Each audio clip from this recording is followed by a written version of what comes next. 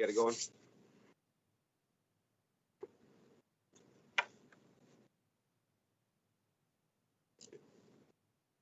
So good afternoon, ladies and gentlemen, and welcome to a virtual council meeting for January 25th, 2021.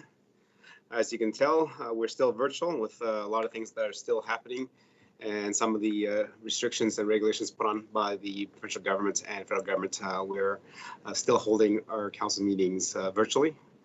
As you can see, it is virtual, but it is streamed live to YouTube. So if anyone wants to join us, they're more than welcome to tune into the town's YouTube channel to watch us live.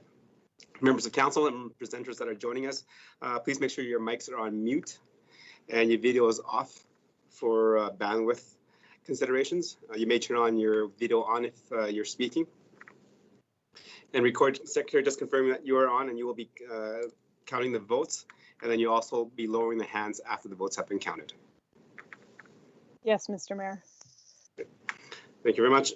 Members of council, there's an agenda before you. Deputy Mayor, can I have you make a motion, please? Thank you, Your Worship. I'll move that we adopt the agenda for the January 25th, 2021 regular council meeting as presented. Thank you much, Deputy Mayor. Any questions? Thank you. And I just forgot to mention, as in the past, please text me so that I can mark down speaking order, please. And thank you. With that, I'll call the question. All in favor?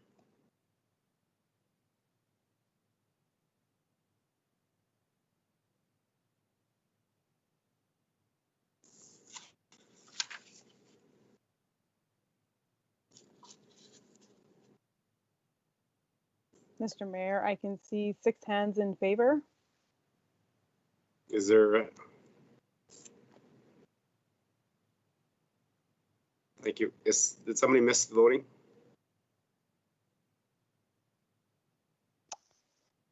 There's just 5 now, so we are missing Councillor Maddie's. Oh, there she is.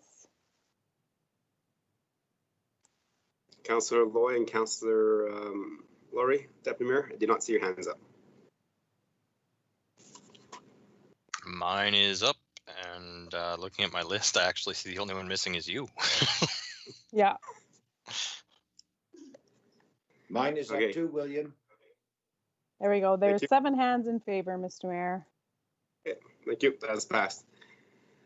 Moving on to our next topic is number 2 is adopted agenda, which we just did. Number 3 is a public input session. Town manager, as a public input session, we allow residents to talk to council about anything that's not on the current agenda. And this being a virtual meeting, has anybody submitted a written request to be read at this time? Thank you, Your Worship. At this point, I have not received or seen any submissions for this evening's meeting. Okay, thank you. Moving on to number 4, presentations and delegations. There are none scheduled today. Number 5 is statutory public hearings, and again, we don't have any scheduled today as well. So moving on, number 6 is the adoption of council minutes for the RCM of January 11th. Members of council, you had a chance to read it and go through it. Are there any errors or omissions on the minutes?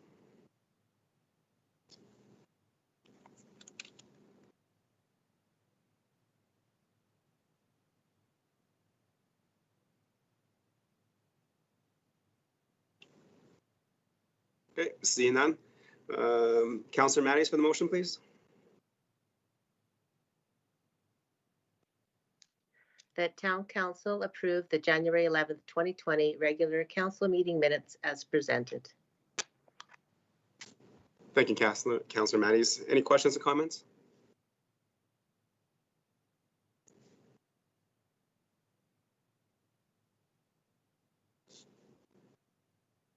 Okay, see none. I'll call the question. All those in favor?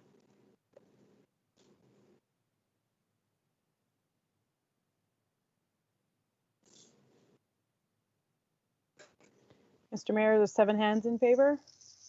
Okay, thank you. That has passed. Moving on to number 7 is council boards, commissions, and committee minutes. 7.1, the Stony Plain Public Library. Councillor Meyer, please. Yes, thank you, Your Worship. The Town Council received the October 21st, 2020 Stony Plain Library Board meeting minutes for information. Thank you very much, Councillor Meyer. Members of council, have you had a chance to read the minutes? Any questions or comments to our council representatives?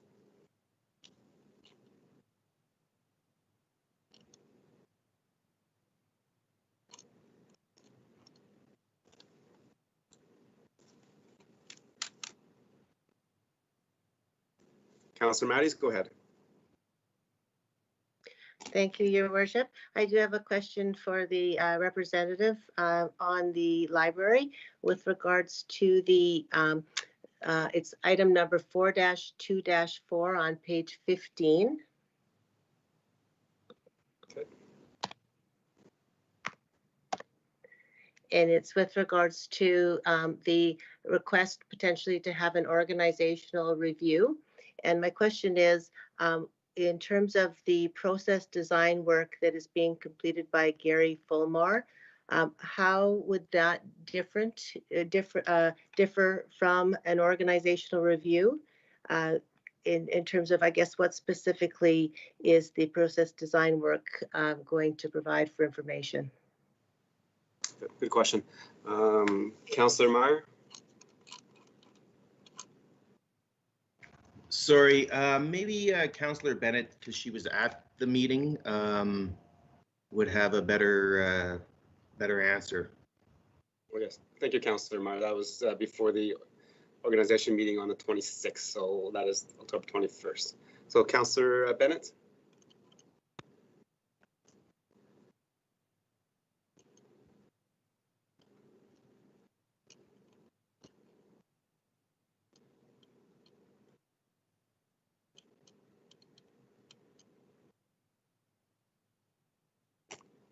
Is Councillor Bennett still with us? Yeah, I'm still here. I'm sorry, it was taking me a little bit to find it, and I wasn't able to find it. I believe when I read that, it said that we were going to postpone the organizational review because of the work that's being done, both in facilitating an kind of an efficiency review is what we're doing. When we get into the new library, we wanted to make sure that it was running as efficiently as possible. And so that's why we have engaged Gary Fulmore to do that plan.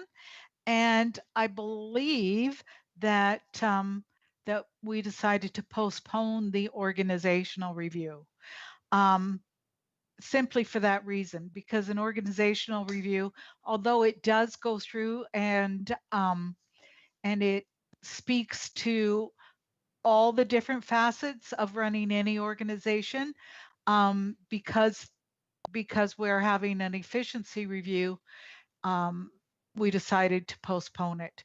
But I can't find it to read if that's exactly what it said, but that's what I recall from that meeting. Okay, and that's on page 15 of 103, if you're looking for the agenda. Yeah, I know. I had my agenda package up, but then it went away, and so yeah. Okay, when you have a chance to reread it, if anything comes to mind, feel free to send an email to council. Yeah, I will. Thank you. And Councillor Matties, if there's more follow-up, definitely follow up through an email.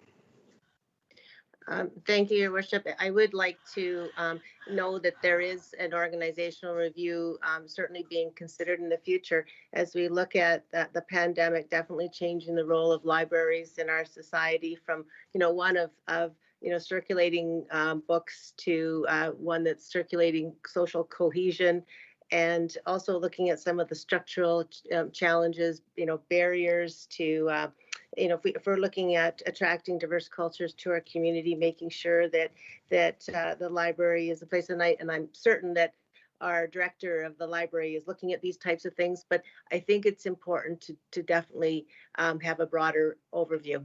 Thank you. Good comment. Thank you very much.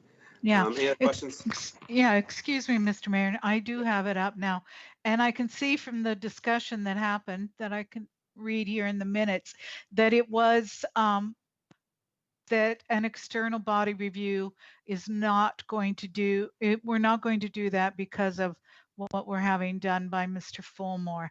But right now would not be the time to do an organizational review. You know, we're going to want the library to get in there and have time to get set up and to get their process gelled together. So we will make sure that we have an organizational review, but when it is pertinent to the library. Thank you. Any other questions or comments on the Stony Plain Library minutes of October 21st?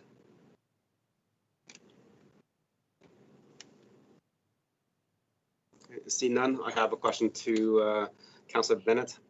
Item number 3.4.1. 3.4.1.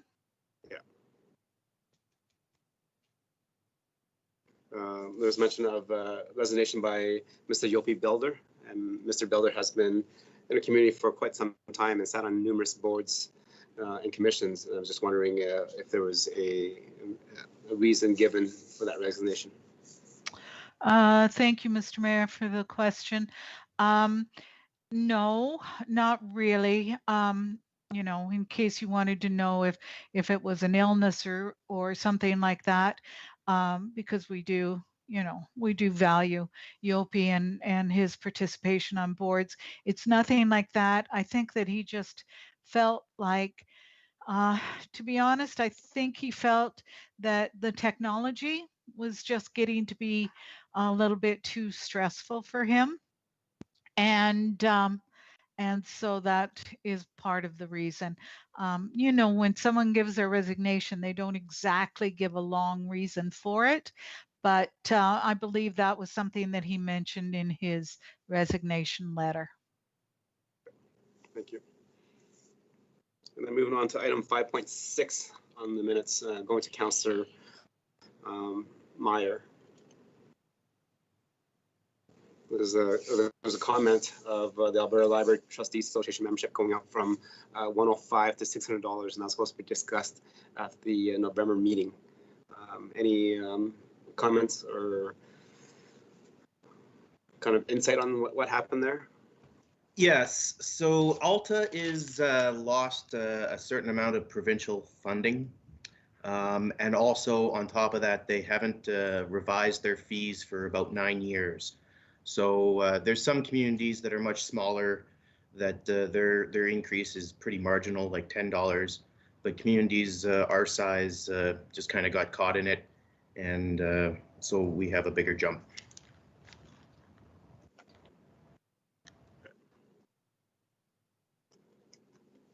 Okay, thank you very much for that clarity. Any other questions?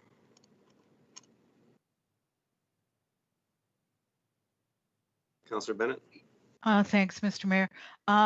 So I wondered from Councillor Meyer if it was determined that, I know the discussion was whether or not we were even going to support that.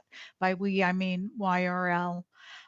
So what was the discussion? Did they decide to support that increase?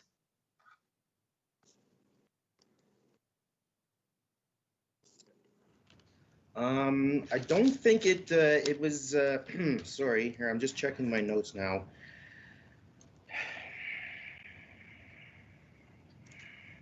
I know the YRL was not pleased with it, and I think they were sending some communication as such, but from my last meeting with the YRL, I believe it's a done deal. So let me confirm that, but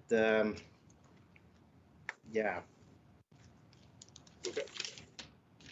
Yeah, thank you, Councillor Myers. Once you have that gone through your notes and confirm that, just send us an email to members of council.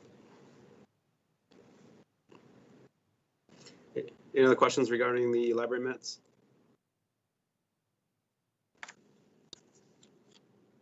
Okay, I see nobody has texted me that they want to speak. I'll call the question. All in favor of accepting for information?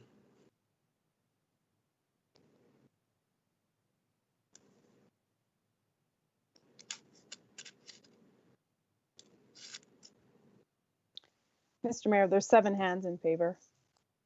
Thank you very much, and that's carried.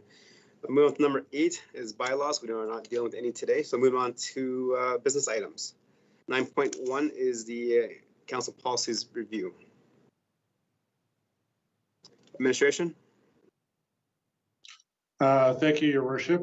I will just ask our general manager, I believe our manager of operations is with us this evening as well. I'll just hand it over to our general manager of planning and infrastructure for any presentation or updates he'd like to provide. Thank you very much. Thank you, Your Worship. We're here today for a short update on some council policies. As council is likely aware, in 2018, the town embarked on a project to update council policies and determine changes to them that, as appropriate, some were deemed to be more administrative and operational matters. So in planning and infrastructure, we have undertaken a review of those policies and come before you today with a recommended update. I'll pass it over to the manager of public works, who has a short presentation explaining the various recommendations. Thank you, General Manager. Just let me bring this up again here. Sorry. Everyone can see that?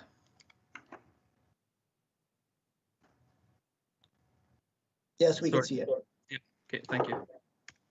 Hi, Your Worship and Council. So this will be a pretty short presentation. The purpose I'm here today talking is to repeal 1 planning policy and 5 public works policies, as well as a significant update to the sidewalk maintenance policy. So what we've gone through these policies here, we've also aligned ourselves with our regional partner Spruce Grove on the sidewalk maintenance policy. So our policy is very similar to their policy. The 5 policies here, the compliance reports is a planning policy, and then the road markings, the storm sewer, the vehicles, the water and hydrant system maintenance, and the fence maintenance, these are all public work policies. So I'll just bring it to the next slide. The reasons for the update, a lot of them have to do with the age of the policy, just not being relevant anymore. They're superseded by different bylaws, as well as service level documents. So for compliance reports, that's a 2008 policy, and that's an operational matter. For the road marking, that's a 2001 policy, and that's addressed through tax standards anyways in construction for the most part, and other standards. For the storm sewer system maintenance policy, that's a 2001 policy. We have a utility bylaw that covers most storm issues there, and then Alberta Environment Codes of Practice covers us as well. For the vehicle maintenance policy, it's an operational matter for maintaining the vehicles. For the water and hydrant maintenance, that's addressed in our level of service for public works, as well as through our code of practice with Alberta Environment and our utility bylaw. For the fence maintenance policy, it's a simple operational matter. We're going to have that addressed on our town website. You'll see that updated tomorrow, provided this gets approved. And the sidewalk maintenance, that was quite a significant change in the policy, so you'll see a new policy there. And the reason why that one's very important is to legally protect the town through cases like slip, trips, and falls and other operational issues. So why we're here today, simply to recommend that we repeal these old policies, that council goes ahead and approves the new sidewalk maintenance policy. And I think that's all I'll speak to today. I'll pass it over to you. Thank you for your presentation. Members of council, any questions of clarity before I accept the motion so we can comment and debate it? Okay. Councillor Meyer, you're first to go. Sorry, Your Worship. It's more a comment and a question to administration. I guess that now would be as good a time. In terms, any clarity, questions for clarity and understanding? Okay, yes. Just going to the vehicle and equipment maintenance. I appreciate that it's going to be it's an operationals matter now. I'm just curious when it says the odometers are red and that's kept track of. To administration, is that a daily check? Do we regularly keep track of kilometers traveled on vehicles? Just sort of if you expect someone, you're sending someone somewhere and you expect them to put on X amount of kilometers that day, is anything like that tracked? Your worship, thank you for the question. I'll pass that over to the manager for to explain what type of tracking that we do on vehicles. Yes, Your Worship, through to Councillor Meyer. So we're not tracking those daily. You can go with GPS trackers that will track your kilometers daily. There's a pretty significant monthly fee to run those programs. What we do is we have our service records through our mechanics, so they know pretty good within a week or two if something's due up for maintenance. They haven't seen that vehicle in a while as well. A lot of the new vehicles, they have their own the trackers saying, okay, you've just reached your 5,000 hours, please bring it into the shop now. And we go more so that way for a lot of the newer vehicles. Thank you. Anything else, Councillor Meyer?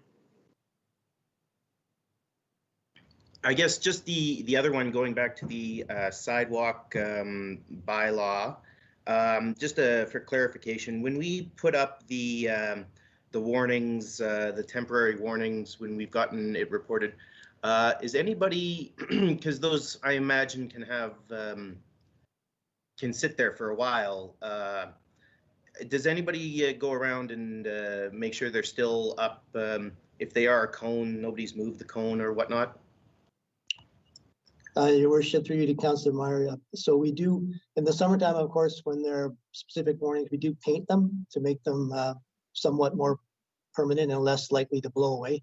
But there are stands that we do put up, and our supervisors in their travels and the foremen in their travels will inspect and ensure they are maintained as appropriate, especially if it's a windy condition. Thank you. Moving next on the list is Councillor Loy, please. Yes, thank you, Your Worship. I have 3 questions, and it's regarding, one is the fence maintenance. And when I looked at Procedure A there, it talks about the fences that are built by the contractors and stuff, although it be on private property. How do we regulate or enforce this? Do we have patrols that go by and really try to take a look for any of these things that are negligent that make our town look bad?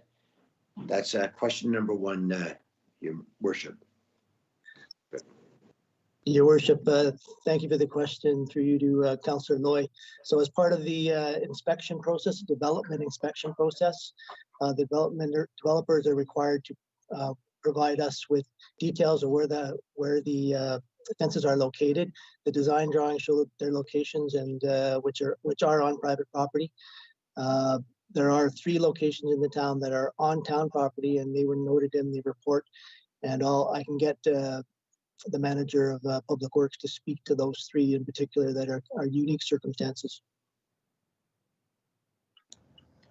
Yes, so the ones that are owned by town property, we'll be posting those on the website tomorrow morning, but they're not on property lines, I'd say. They're more the fence behind Greybrier by the train tracks. That's an example of one of the ones on town property. And the other ones, they were in the maps there of the rescinded policy.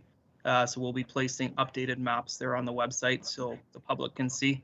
If the public calls about any other fence that is on against their property line, that would be the resident's responsibility to maintain to that standard that it was built. So.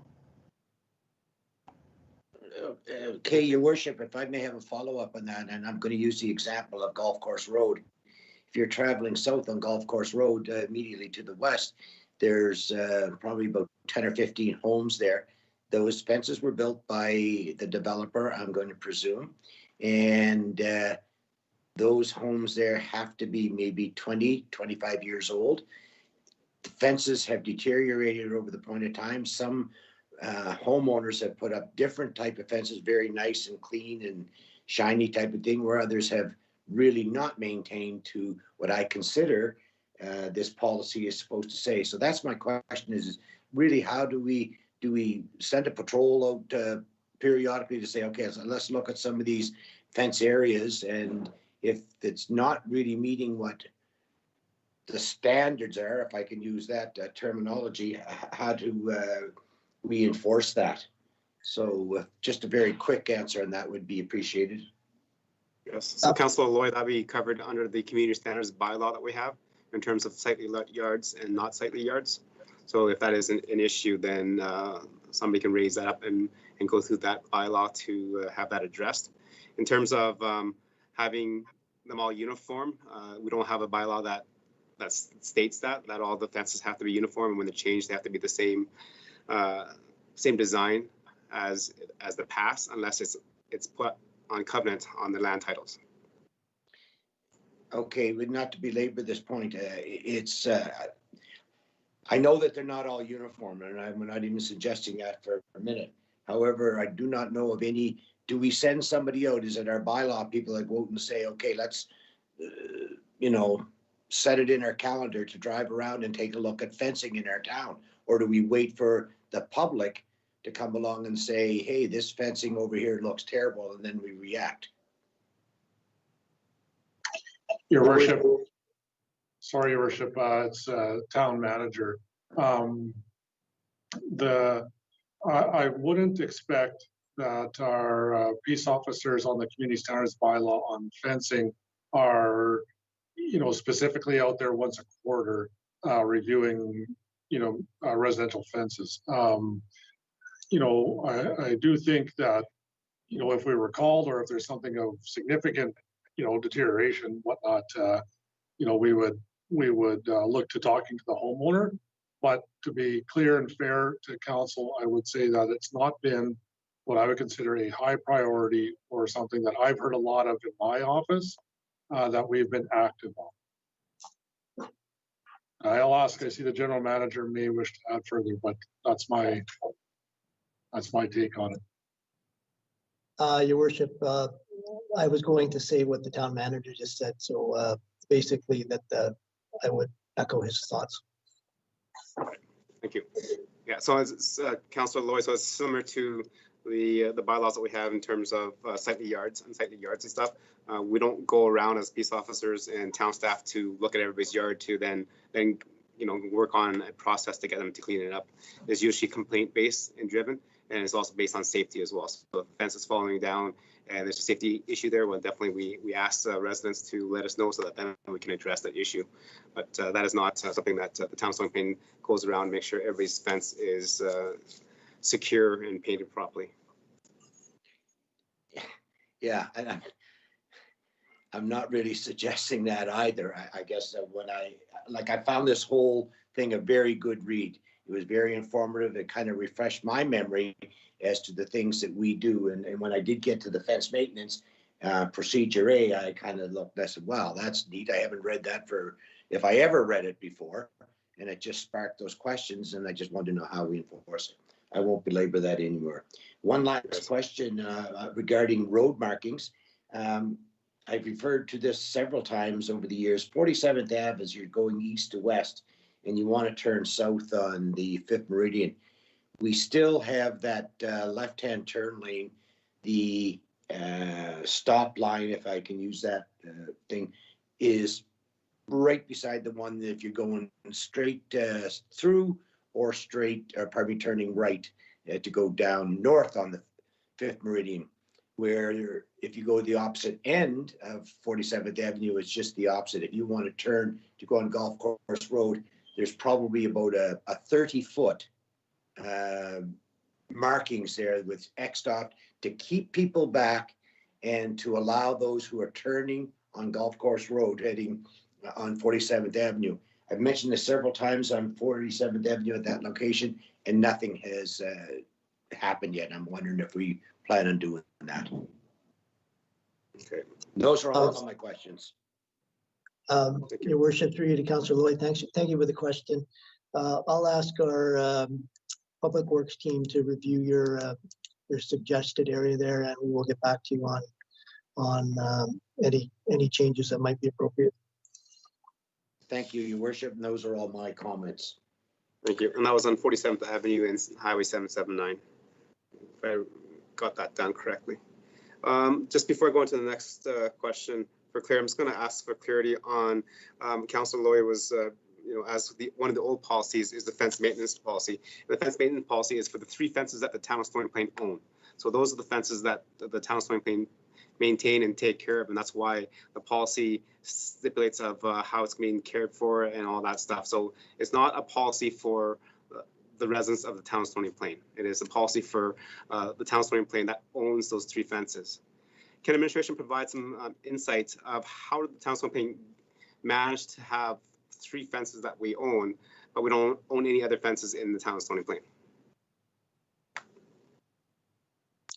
Your Worship, thank you for the question. Unfortunately, I haven't been with the town long enough to answer that question. I do believe there's specific instances, unique circumstances. Manager of Public Works, can you provide any history on that?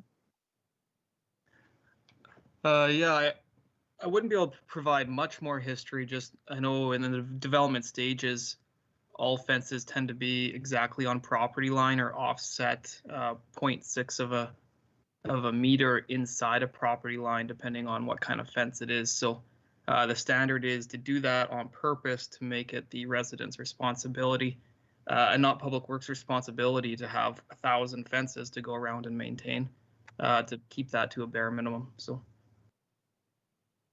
Okay. Well, thank you for that. And that's probably a part of the development agreement and whatever happened during that time of construction and whatever the agreement was between the town of Stony Plain and the developer and the residents, so that the town of Stony Plain does own that. It was mentioned by our town staff that this will be posted on the website and stuff with the fences and everything. A good little blurb on why we actually own those 3, so that residents have an understanding and idea, so they don't come to us and say, well, this is a fence that backs onto a public sports field. Well, that should be the town of Stony Plains, then you guys should maintain it, right? So some of those answers need to be figured out and posted on the website as well. Thank you, Your Worship. We'll take that under your advice. Moving on to the next speaker for clarity and understanding is Councillor Justin Laurie. Councillor Laurie, Mayor, go ahead. Thank you, Your Worship, and thank you, administration, for the presentation. Just a question in regards to the new sidewalk maintenance policy that's coming into effect. Reading along it, it talks about essentially just sidewalk being concrete and concrete infrastructure, or poured concrete or concrete paving stones. And again, it talks in the definitions about these sidewalks specifically running against roadways, or as they're called, highways in the policy. I'm just wondering how this policy applies to our trail network and our pathways, or whether those are covered under a different policy. And secondary to that, we obviously have some trails similar, like along Golf Course Road, where the trails essentially are the sidewalk adjacent to that highway. So which policy applies in those cases? Does this policy apply, or is there a separate trails policy that applies? And lastly, why would we have 2 separate policies for the same type of infrastructure versus one policy that would cover both types of infrastructure? Thank you. Good. Thank you. Your Worship, through you to Councillor Laurie. I will start this off, and I will hand it over to the Manager of Public Works to elaborate. We do have an asset management policy which deals with all of our assets, and the condition assessments, the service levels, and how we look after those assets. So the feeling here was the sidewalks were significant enough trip hazards and hazards for the public throughout town as they degrade and lift and raise, etc., that a council policy was needed to help protect the town from liability. In other circumstances with trails, we obviously there are circumstances where there are issues with them too, but we are feeling that if there was a significant hazard there, we would just shave them off and deal with them on an as required basis. Manager of Public Works, did you have anything you wanted to add on that? Yeah, I'll just add in a few comments there. So, Your Worship, through to Councillor Laurie, I had that exact discussion with Spruce Grove. They're set up the same way, where they have the sidewalk policy based on concrete, and the main focus of that is obviously sidewalks in residential neighborhoods, beside houses, in front of houses. They don't have the policy for the asphalt trails, and we're the same way. Your asphalt trails should be covered through your asset management program. And anything else, if there's a hazard on that trail, just like if a tree falls on a road and there's a hazard, our policy is we're going to go deal with that hazard right away, whether it being we have to shave that off or fill in a crack. Where sidewalks, I think you treat a little bit differently. As you can see with the policy, you have to do an SCI ranking, procure a contractor, and go ahead that way. So that's the kind of the purpose behind that is to have that in the asset management program, sort of similar to the roads, where eventually you would create that condition rating of all trails, just like the road program, and handle it that way. Councillor Laurie? Yeah, thank you, Your Worship, and thank you to administration for that answer. And actually, I was really glad to hear that very last part, because that was going to be my next question. Would we be having a similar program to that of our roadways for all of our asphalt trails? I appreciate the answer. I still think I'd like to see a little bit more focus on our trail conditions. Our trails are a vital piece of our active transportation network, and they're just as important as roads, just as important as sidewalks, and we need to make sure that we're keeping those in the same condition level so that our residents are unimpeded on all modes of transportation we have throughout the town. So good to hear that they are contemplated in the asset management program. Just want to make sure that they're not being left behind versus anything else, but appreciate the answers. Thank you. Your Worship, if I could just elaborate on the point there. So in our asset management program, trail evaluations are due to take place in 2021 this summer, and the sidewalk condition assessments are scheduled for a couple of years later. So we are following the lead there that the trails will happen this year. Thank you. Moving on to Councillor Bennett. You had a question that was answered, but you have another one, so go ahead. Yeah, thank you, Mr. Mayor. My very good questions from my fellow councillors, and so a lot of the questions I had have been answered, except Mr.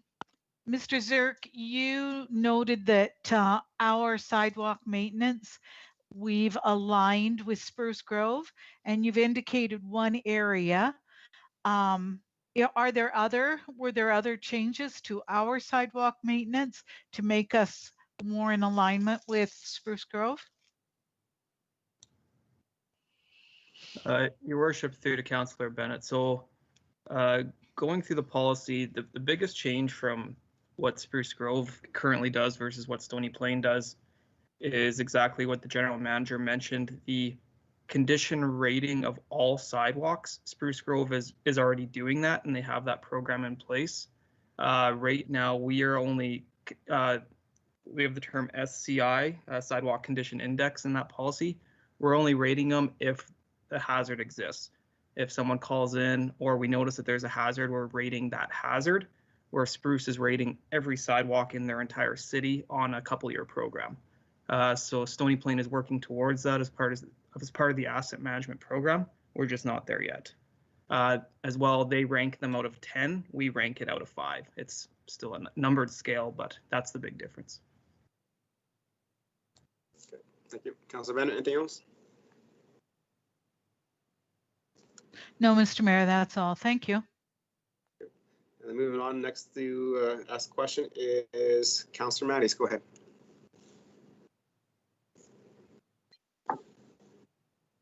Thank you, Your Worship. Just following along the lines of Councillor Bennett with regards to the new sidewalk condition policy, or sorry, maintenance policy. And I guess what I'm wanting to understand is how has this changed with regards to, do we review them annually?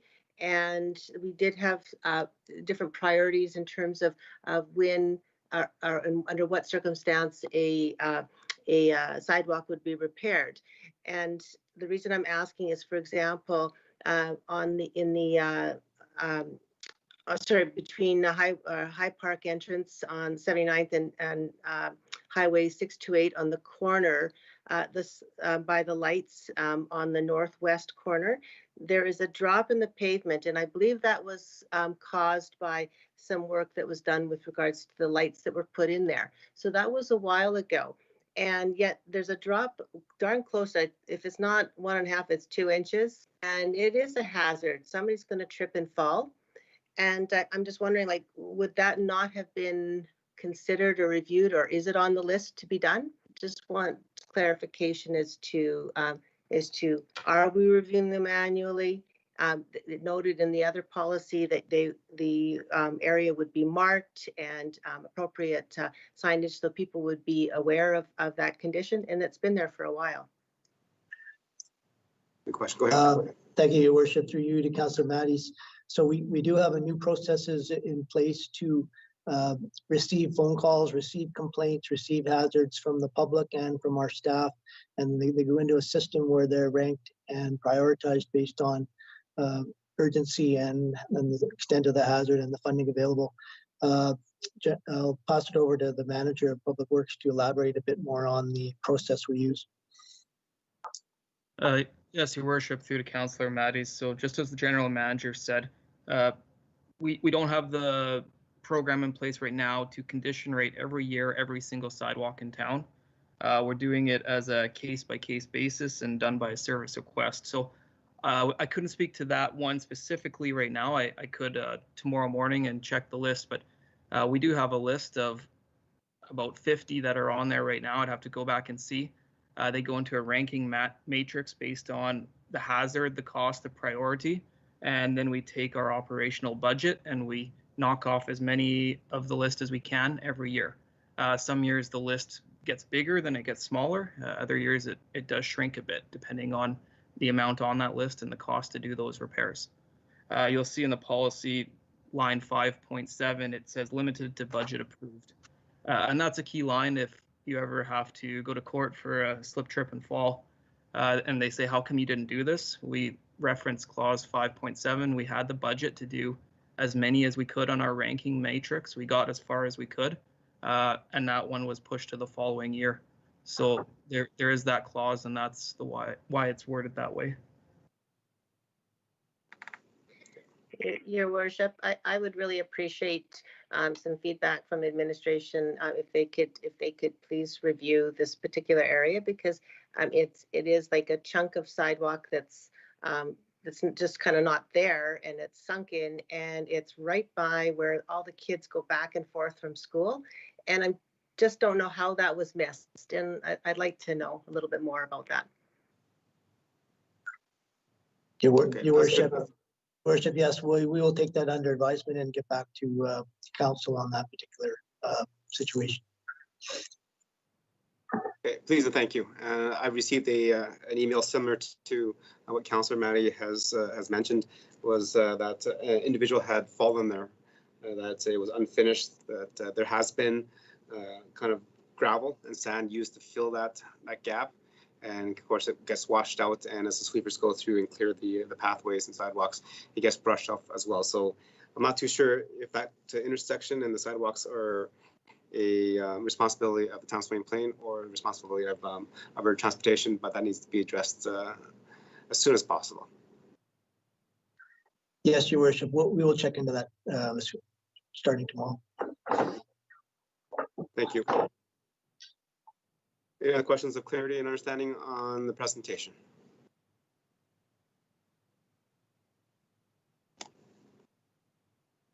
Okay, see no more hands. People have texted me that we're done, so that's good. Let's move on to again 9.1. I need a motion. So, Councillor Plechko, please. Yes, thank you, Your Worship. The Town Council repeal council policies as stated below A through G, and approve council policy AC-PW-044 sidewalk maintenance. Okay. Thank you much, Councillor Plechko. Members of council, any questions, comments, and debate regarding the motion?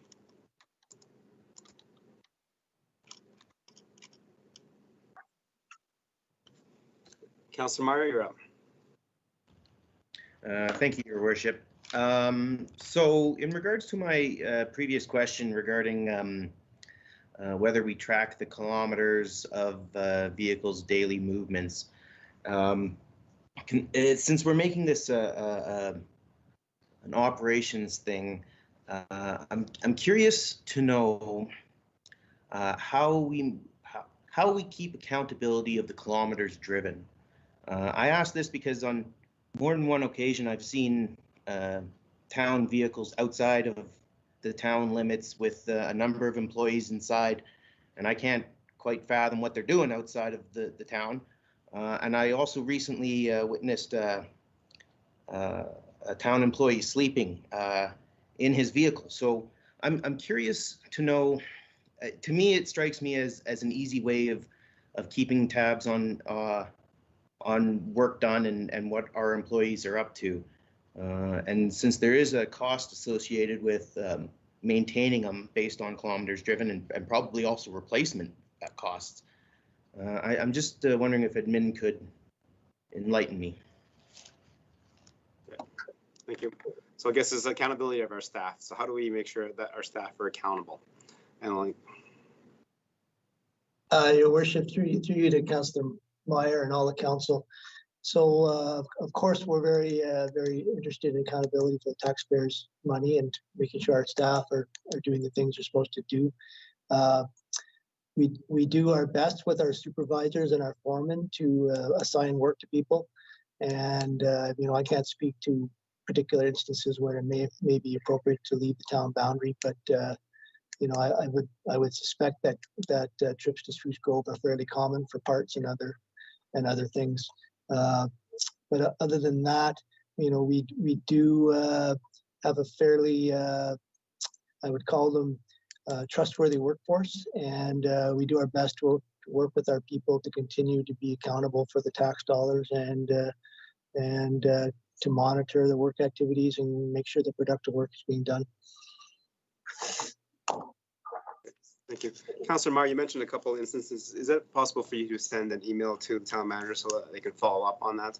As you mentioned, about tracking kilometers, it's not about the vehicle maintenance and how far it's driven, because the maintenance policy is about how often we repair it, maintain it, change the oil, etc. I think what you're talking about is the accountability of our staff, and if our staff are not doing their job, then there's an issue there. So is that possible? Yes, but I do want to kind of hit on this a little bit more. I mean, there is what would prevent or what would make us notice if a vehicle was racking up kilometers. Like I say, I mean, I see it is in the procedure here based on 7,000 kilometers. Is there a certain like, are vehicles assigned to workers? Do they get the same vehicle each time, and the like? Your Worship, through you to Councillor Meyer, I believe it is fairly common for the workers to use the same vehicles throughout many of their assigned tasks. This is about the systems we put in place to make sure that the work is getting done and the people that are assigned work to do, they haven't got time to putting excess kilometers on the vehicles. So we do have systems in place, and our supervisors are out and about and watching the work getting done. And I guess my assumption is that extra kilometers is not something that would be easy to achieve in our circumstance, other than if there are parts runs or other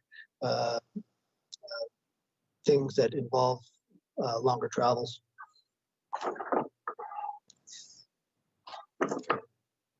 Thank you. Yeah, and I'll just kind of ask Councillor Meyer again to send an email regarding that. I witnessed, and I kind of had the similar situation that maybe that Councillor Meyer has experienced. I had a resident give me a shout one day about having 3 of our town staff employees sitting around together having lunch or having a snack. So when I questioned that to our staff, the idea was, the answer was that because they're on their break, they can be together and then they can kind of have their snack or lunch at that time, instead of having them to drive all the way back to the Public Works building to have their lunch there and then drive all the way back to where they kind of left off. So when I was explaining that, I was able to explain to the residents that's why they were sitting around having, you know, their snack or lunch together, because they were trying to save time instead of driving all the way back to the maintenance shop to do their lunch and their break and then driving back, because, well, that's a lot of driving time that's wasted. So once I got that information and I explained it to the resident, they were okay with that. But that was good for me to know as well, because I did not know either. That's something that their staff are doing to kind of be a little more efficient.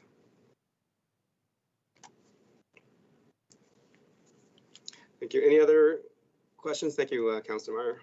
Let's see here.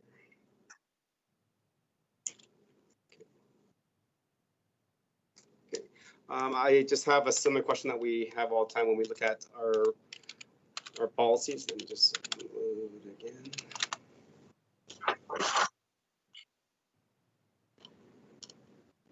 We again go back to page 25. So the policy that we're asked to adopt was the CPW-044.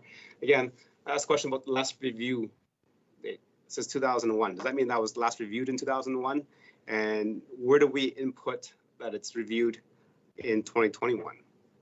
Because I see the next review date is 2024.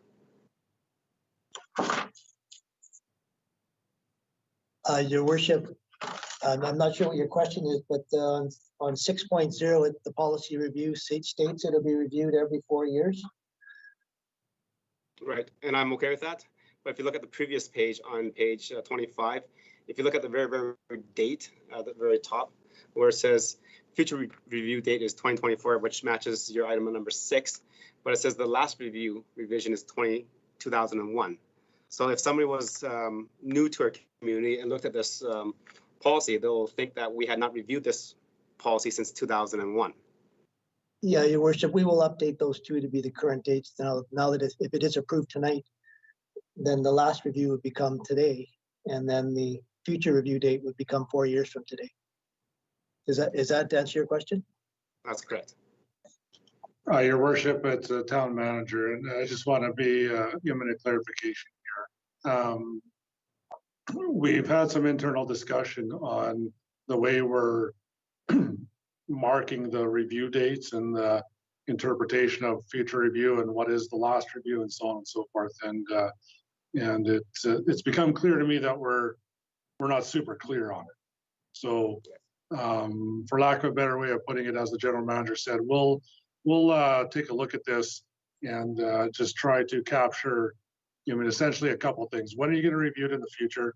When was it reviewed or adopted? And when was the review previous? That's the three things we're trying to track.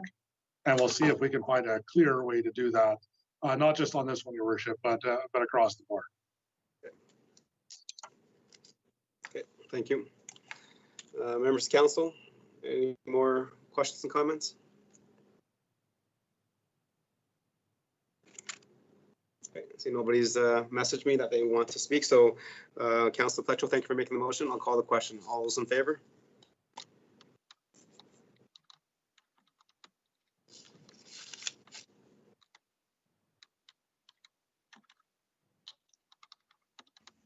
Mr. Mayor, I see 7 hands in favor. Thank you very much. That has been passed. Move to 9.2, which is the Alberta Community Partnership Grant. Go ahead, administration. Thank you, your worship. We'll just have our general manager of strategic services speak to this item. Good evening, your worship and council. Thank you very much for your time this evening. Before you is a resolution of support that we are seeking in partnership with our neighboring municipalities, the City of Spruce Grove and Parkland County, for the advancement of a submission for funding to the Alberta Community Partnership Program, which is a grant program under the Alberta government that supports, one aspect of it supports intermunicipal collaboration. As council is aware, we're in the midst of completing the tri-municipal regional plan. which seeks to advance our regional collaboration efforts with our municipal neighbors for the benefit of our organization and for our citizens. That work is scheduled to be completed within the next couple of months. In advance of that, this grant program has an application deadline of January, so it's a little bit out of alignment with the completion of the regional plan. However, we as administration have been tracking the work that's being done with the regional plan and are foreseeing kind of, the implementation aspect of the plan coming forward later in 2021 and into 2022, and see an ideal opportunity under this program to seek support from the provincial government to fund some of the initial stages of implementation of the regional plan. So we have prepared an application with our partners, and both the City of Spruce Grove and Parkland County are considering the same resolution in front of their council meetings tonight and tomorrow morning. And we're simply asking for council's support of that grant application. As noted in the background materials, there is no requirement for matching funds to be leveraged from the municipality. So we are simply seeking the amount of funding of $200,000 from the provincial government to advance the work of the regional plan over the next 12 months, which would take us through to the spring of 2022.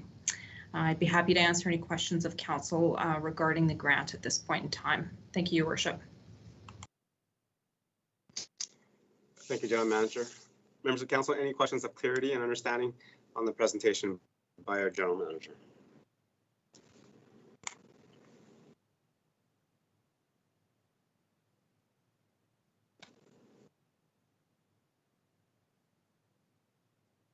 Okay, see nothing has, I've not received anything.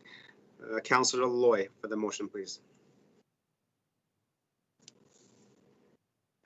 Yes, thank you, Your Worship. The Town Council approved the submission of an application to the Government of Alberta, Alberta Community Partnership, in brackets intermunicipal collaboration grant, in the amount of $200,000 for the purpose of aligning service systems, projects, and agreements between the Town of Stony Plain, City of Spruce Grove, and Parkland County as a result of work completed through the Tri-Municipal Regional Plan.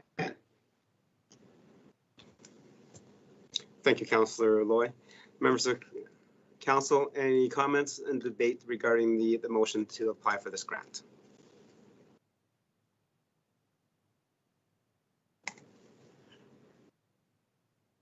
Okay. Seeing none, maybe I just have a question for the General Manager. So with this, if we're successful in receiving this grant, does that accelerate the tri-municipal plan that we're working on right now, or does it just help us alleviate some of the costs? Your Worship, I believe that it would certainly accelerate the work, the implementation work that would be needed. Our alternatives at this point in time are to utilize our existing funds within our municipalities. So certainly this could help to advance the work prior to any approvals of corporate plans that we would be considering at the end of this year. Thank you. And I do not see any more messages coming in, so I will call the question. All those in favor?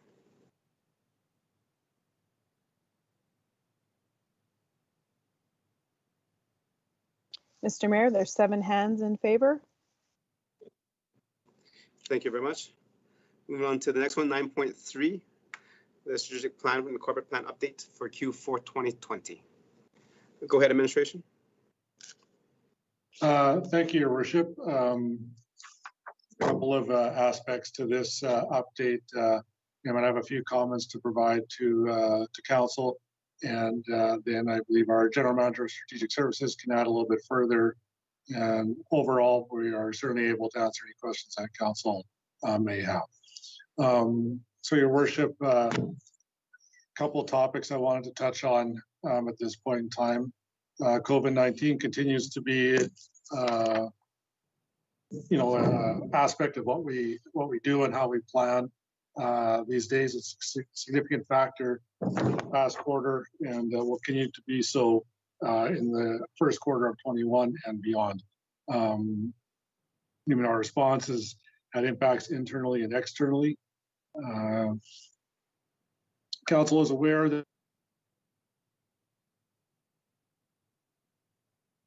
that decisions and directions and public health restrictions. And the majority of those decisions are being made by the government of Alberta, not the town of Stony Plain. But in those instances when the town has made decisions on facility closures or what have you, we've done our best to communicate those to the public as well. With COVID-19, the staff continue to be in contact with stakeholders, user groups, as restrictions change. The fourth quarter of 2020, as council is aware, new restrictions came out through, I believe, November and certainly into December. Some of those related to the closing of leisure rec facilities, and that did include a lot of time and conversation with some of our stakeholder groups.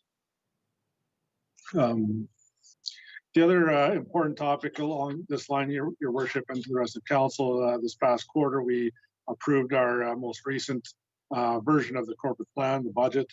As we were leading into that process, we were aware of some of the COVID-19 impacts. I wouldn't say that we were entirely aware of the extent or the length of time that they would extend it to 21. And I don't know that we're entirely sure of that at this point in time, but we are monitoring. I believe our estimates in the 2021 year are reasonably accurate for the information we had at the time, but we are continuing to analyze and understand the changes and the impacts. And should we see anything substantially changing, we would do one of two things: either A, come into the council chamber separately and bring that to council's attention and advice, direction, approval, or so on, or we will also be tracking that through to the spring budget adjustments in April.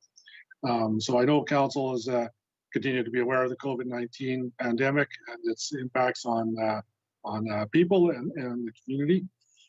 And I would just, I guess, advise council that over the course of the next quarter, there certainly may be some decision points or updates that council will have to provide direction on.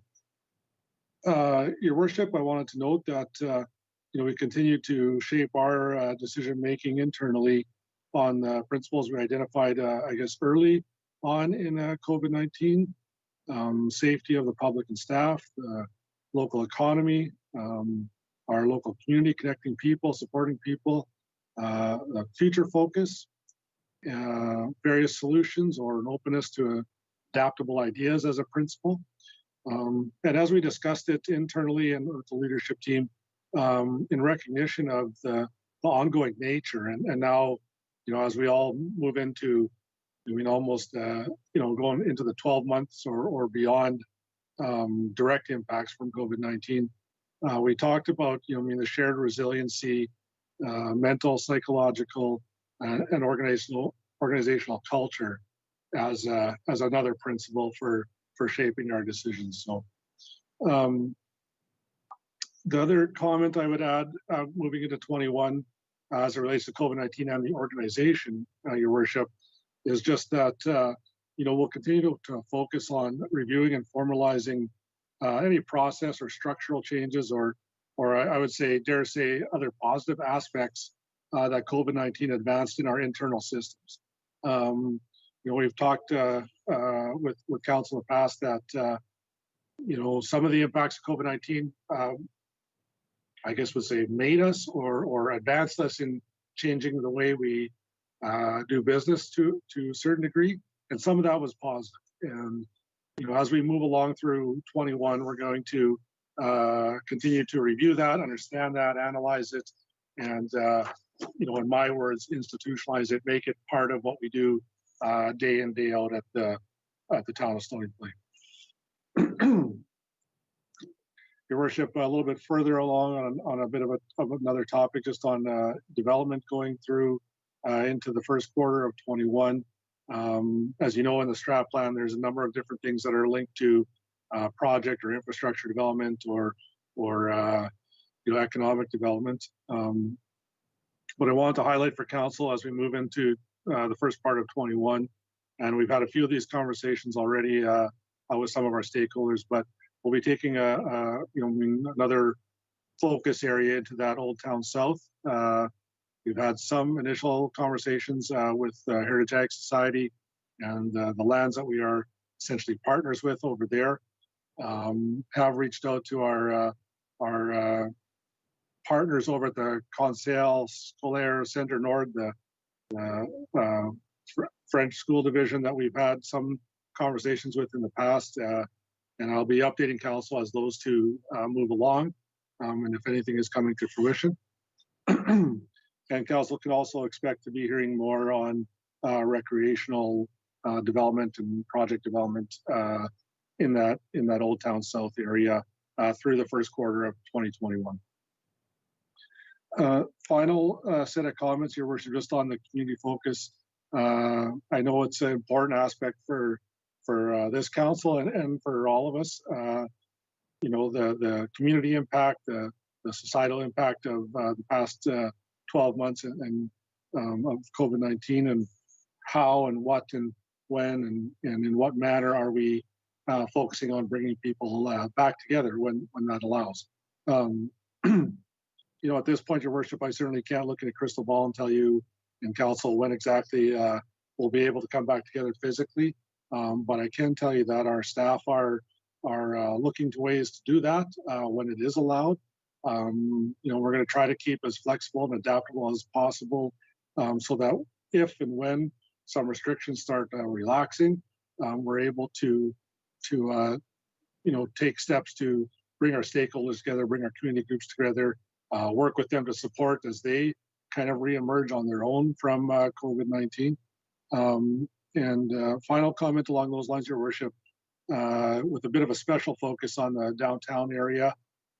Again, downtown, as council is well aware, has been a commercial node for the town of Stony Plain, but also beyond for a number of years. But it's also an important gathering area for the community to come together for different events and different farmers markets and so on and so forth. So, I mean, as we move along through the first quarter, we're going to keep our eyes on what can be done, what could be done, what's in development, what's planning, what support can we give to other groups and through our own processes for sort of re-energizing, reanimating that downtown area of Stony Plain. Your Worship, those are a few of my opening comments. At this point, I'll maybe pass the microphone over to our General Manager of Strategic Services for any updates within the body of the document. And I'm certainly, we can certainly take questions after that point. Thank you, Town Manager. I'll just speak briefly to the update provided in the agenda package starting on page 46. As Council is, certainly aware, we track the strategic plan actions as well as the corporate plan initiatives that that Council has identified and approved for administration to action and to execute. We continue to track those initiatives and report back to Council and the public on a quarterly basis on the advancement of that work. Some of these initiatives are complex and require partnerships and perhaps lengths of time that extend beyond our fiscal years. However, we continue to track those efforts and monitor the outputs and results of those. Other initiatives are very finite and have a start date and end date, and we again track those and provide regular updates specific on those projects to Council as well. And in addition to that, as Council is well aware, our strategic plan is updated in the first quarter of every year, and our corporate plan is reviewed and presented to Council for the upcoming fiscal year at the end in the final quarter of the year. So those are typically our processes that we follow in order to track these initiatives and priorities of Council and the community. And I won't speak specifically to these items. However, as the Town Manager mentioned, we can certainly answer any questions that Council may have on the specifics that are within the report and share any updates further that Council may require at this point in time. So thank you, Your Worship. Thank you, Town Manager, and thank you, General Manager of Corporate Services, or no, Strategic Services for that. So thank you very much. And moving on to questions of clarity and understanding, we had Councillor Bennett, which has just said that her question has been answered, so that moves on to our next speaker, which is Councillor Matties, please. Thank you, Your Worship. My question is related to page 56 under community. When we're referring to the development or develop a housing strategy that reflects the current environment and community needs. In here it says it's a corporate plan initiative for 2021. And that makes good sense because in 2020, January 2020, when we were doing our corporate planning, our strategic planning, we had definitely felt that that was a strong priority for us. And at that time, it was under administrative review. But then now I'm reading on page 92, which is one of the actions to reduce poverty. And it says the town of Stony Plain is currently reviewing their municipal development plan with the intent of adding affordable housing as a priority. And that kind of even makes it, kind of a specific step that I mean, we're looking at housing overall strategy that affects that would, for example, allow us to attract millennials to our community, also to reduce the risks of poverty, etc. But I just would like our administration to comment on the presentation of this, that in the poverty report, that it refers to us reviewing the municipal development plan with the intent of adding affordable housing as a priority. I'm not aware of us doing that, or is that an administration initiative? Okay. Thank you, Councilor Matties. Yeah. Manager or General Manager? Yeah. Thank you, Your Worship. I can maybe add a few thoughts to that, or comments, I guess. So the other notion that I would inform council about, and I know there may be some understanding, but I know I'll speak to it because I just read part of it over the past weekend. So, I mean, part of the regional plan, includes a housing strategy work. We just received that, the draft, so we're taking a look at that as well. As how do we bring these numerous different plans together under one solid direction, if you want to call it that. So what we have in for 21 was to, I believe our take was to see what comes out of that regional plan, and to continue to move that further on our own if required, and from there see what the recommended outcomes are for that. Frankly, Your Worship, and I'll be clear, I'm not 100% as to what's included in the poverty strategy and where that was potentially taking us. I think it's currently a draft.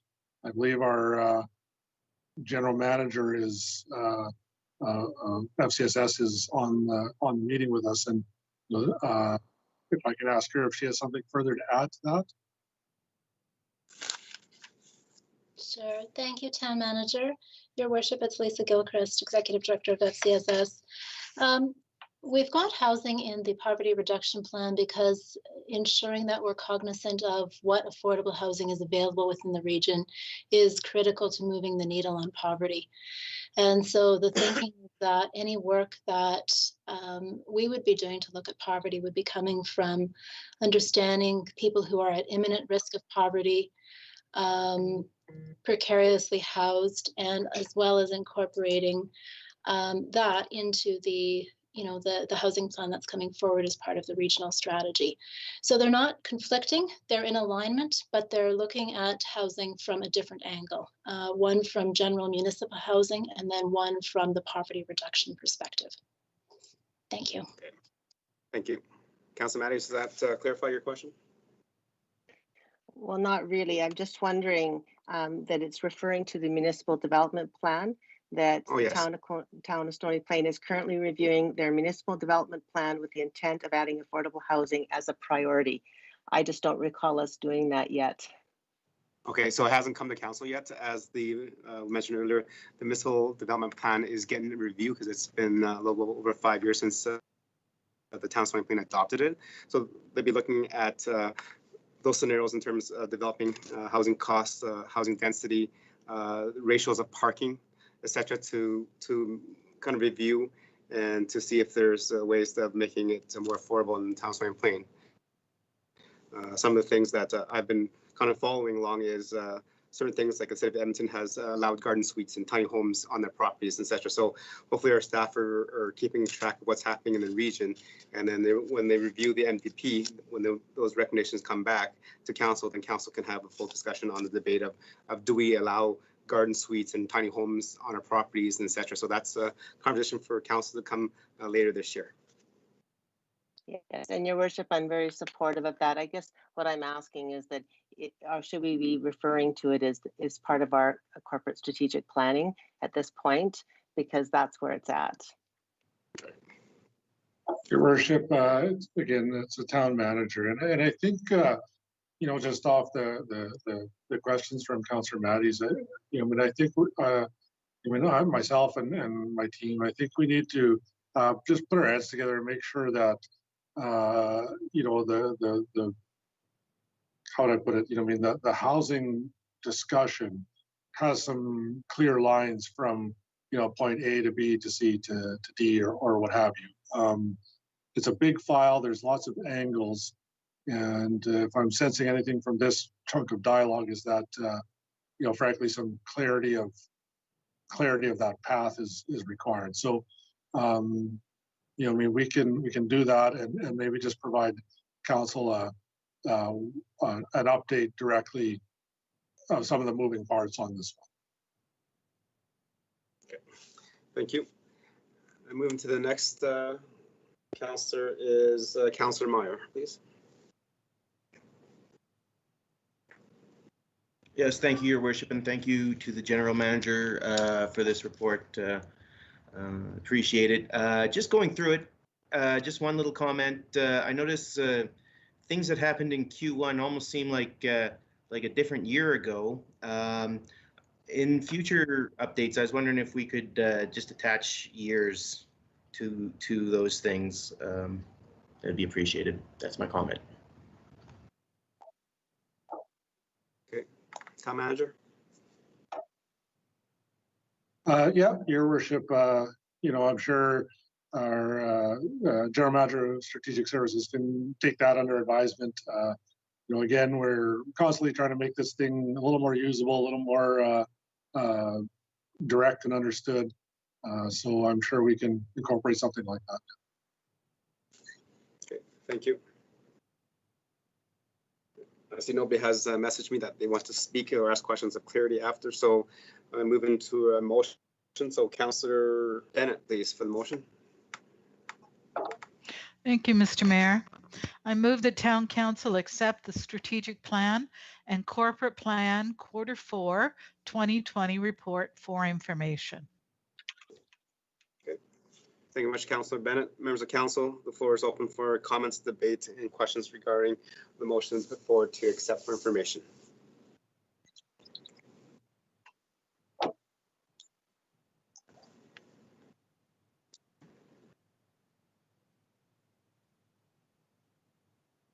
Seeing none, I'll just like provide a few comments. So thank you very much, administrative staff, for providing the update for council. It was actually really interesting to see all the priorities that council has approved and can see it on one kind of a two-dimensional page where we can see where we are in terms of some of the events and the initiatives that are started. As Councillor Meyer mentioned earlier, sometimes Q1 seems like it was ages ago because it happened so many months ago, and there's so many things that happen in our community that it is often lost of what we just did last week, never mind what we did 3 to 4 months ago. So thank you very much for continuing to provide us with the updates to see what we're still in tune and in line with the council's strategic plan and getting our community to be a vibrant, supportive, and inclusive community for our residents today and residents in the future to come. Members of council, I'm going to call the question. All in favor?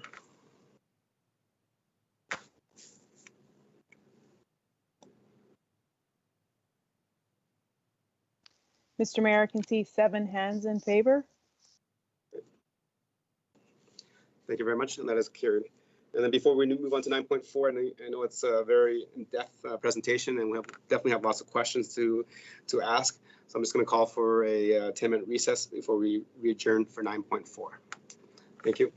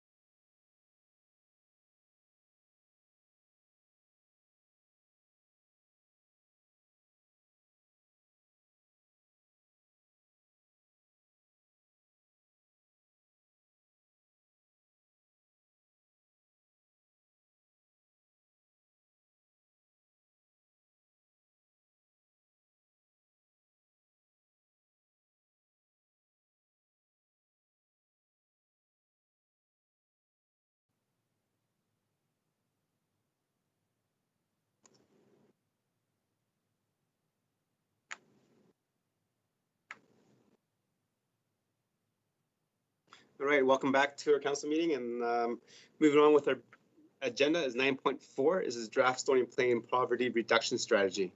And with us, we have the executive director of FCSS and Sheridan Chile from FCSS as well. Welcome.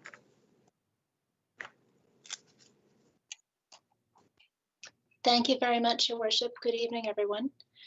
Our work on the poverty reduction strategy began all the way back in 2014 with an evaluation of needs within the community. Since then, we've developed the strategy more robustly. Just over 3 years ago, we were able to hire a community development officer to focus specifically on the poverty reduction plan. And so Sheridan Chile has been with us since that time. Throughout that evolution, we've worked closely with community to understand their needs, to understand their concerns, and to put together a draft plan that will incorporate some of the struggles that we've seen within our municipality and propose solutions to move us forward and continue moving us forward in partnership with our community stakeholders. I'd like to turn things over now to our Community Development Officer, Sheridan Chile. She has a presentation and she'll walk us through the draft Stony Plain Poverty Reduction Plan. Sheridan?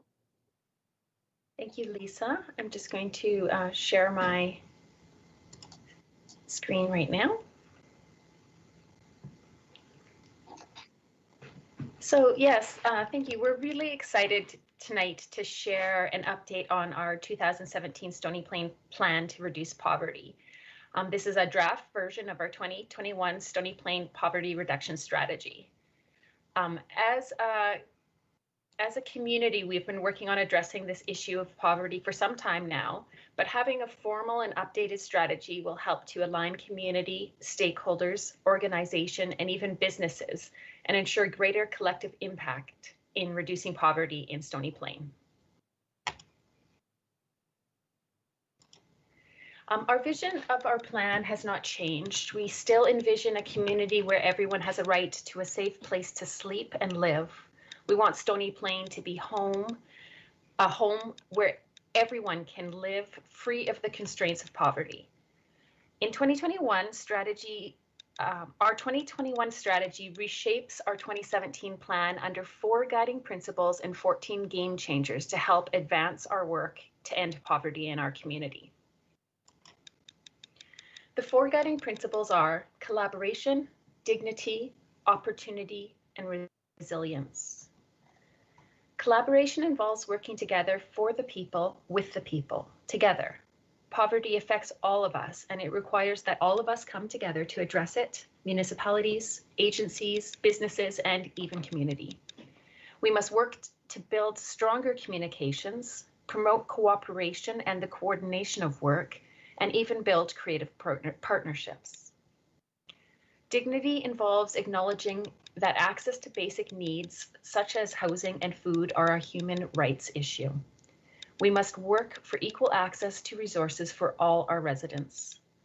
The UN Declaration of Human Rights, Article 25 states, everyone has the right to a standard of living adequate for the health and well-being of themselves and of their family, including food, clothing, housing, medical care, and necessary social services, and the right to security in the event of unemployment, sickness, disability, widowhood, old age, or other lack of livelihood in circumstances beyond their control.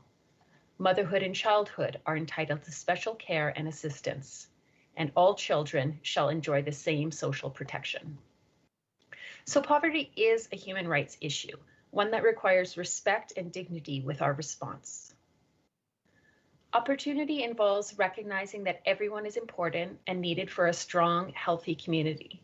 In order to ensure opportunities for all, we must move beyond the simple consideration of equality and into a deeper consideration of equity. In this, we must acknowledge that not all of us have equal opportunities, and many of us face challenges and have vulnerabilities. Opportunity is about moving beyond the basic needs and understanding that poverty is not just about money. It is also about health, education, recreation, connections, and belonging. Resilience involves strengthening our community in order to prevent poverty altogether. It means building on everyone's capacity to face hard times. It requires us to gain a better understanding of the causes of poverty, such as personal vulnerabilities, life stages, disruptive events, and systematic barriers.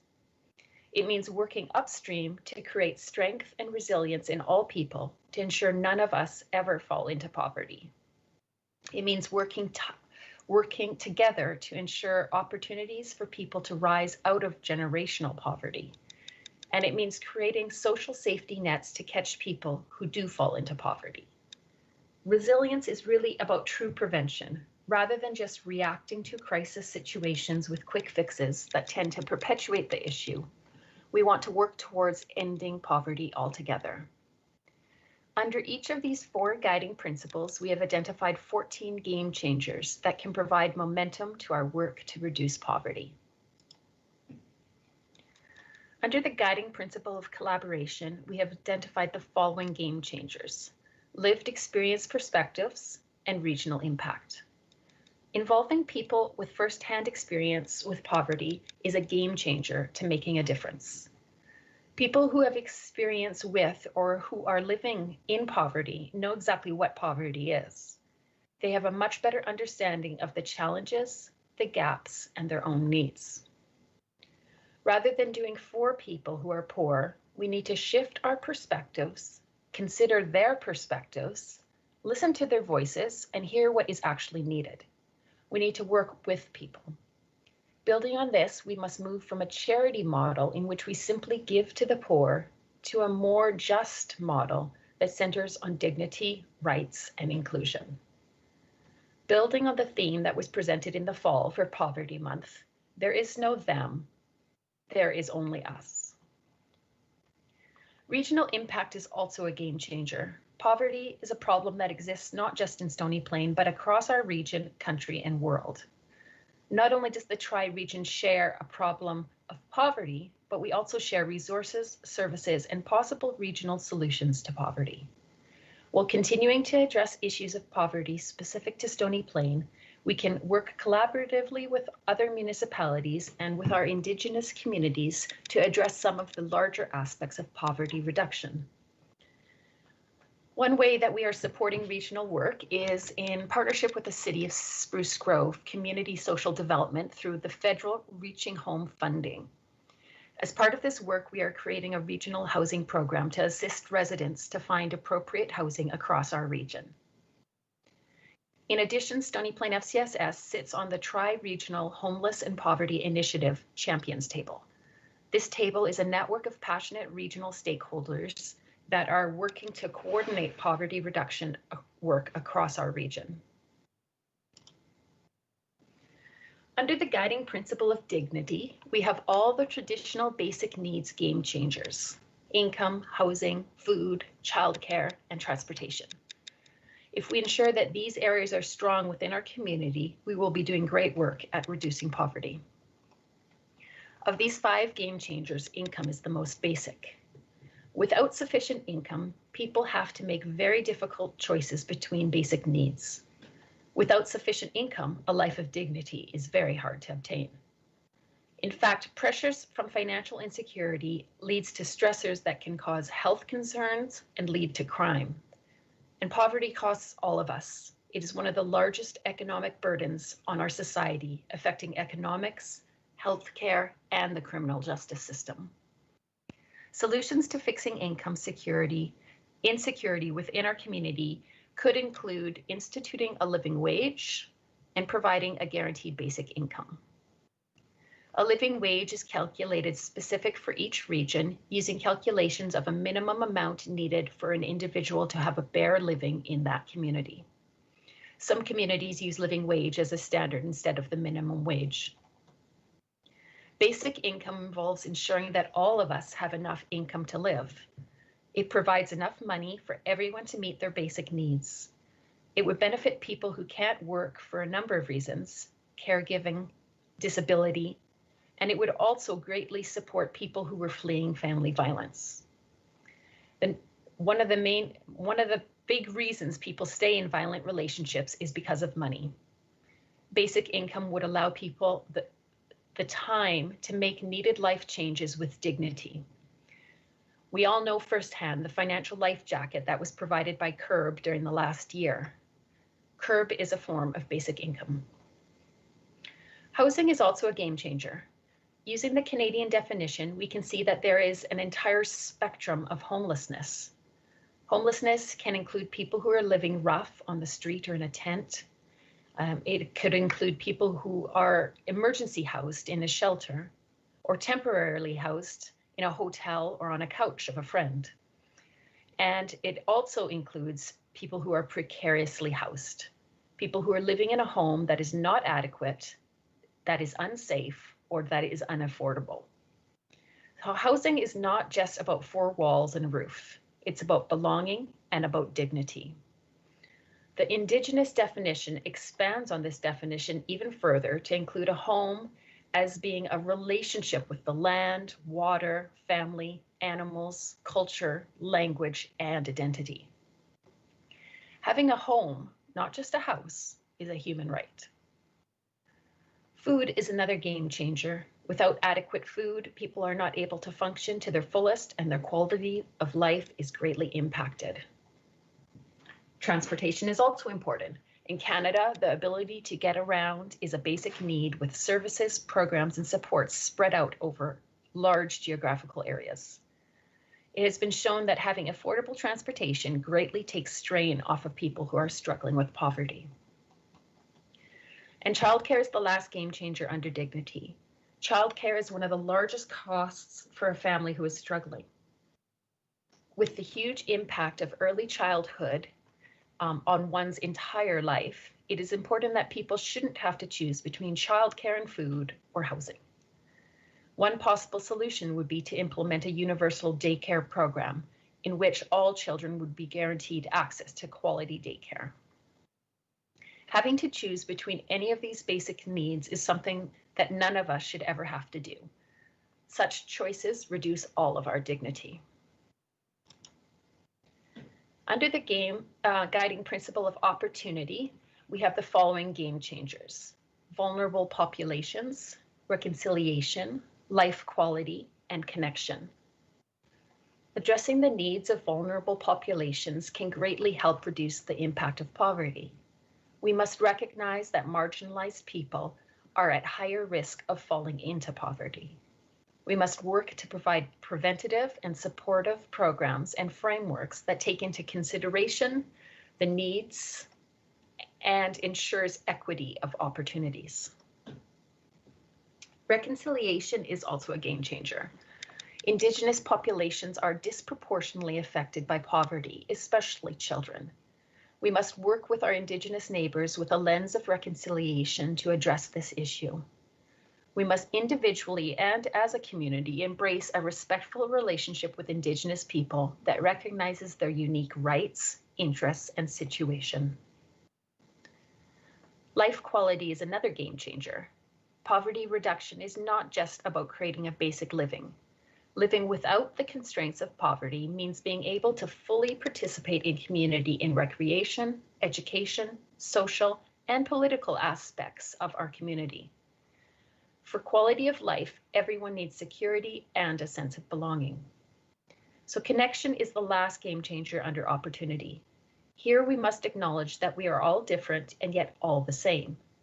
And we all have a need to connect and belong. As a community, we need to embrace diversity as a strength and become a more inclusive and connected community.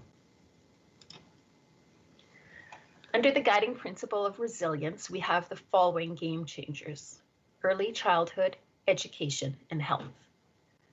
Early childhood is a game changer. Numerous studies have demonstrated the power of positive early childhood experiences, and on the other hand, the destructive force of negative experiences in the first 5 years. These precarious years are the building blocks for educational achievement, economic productivity, responsible citizenship, lifelong health, and strong communities.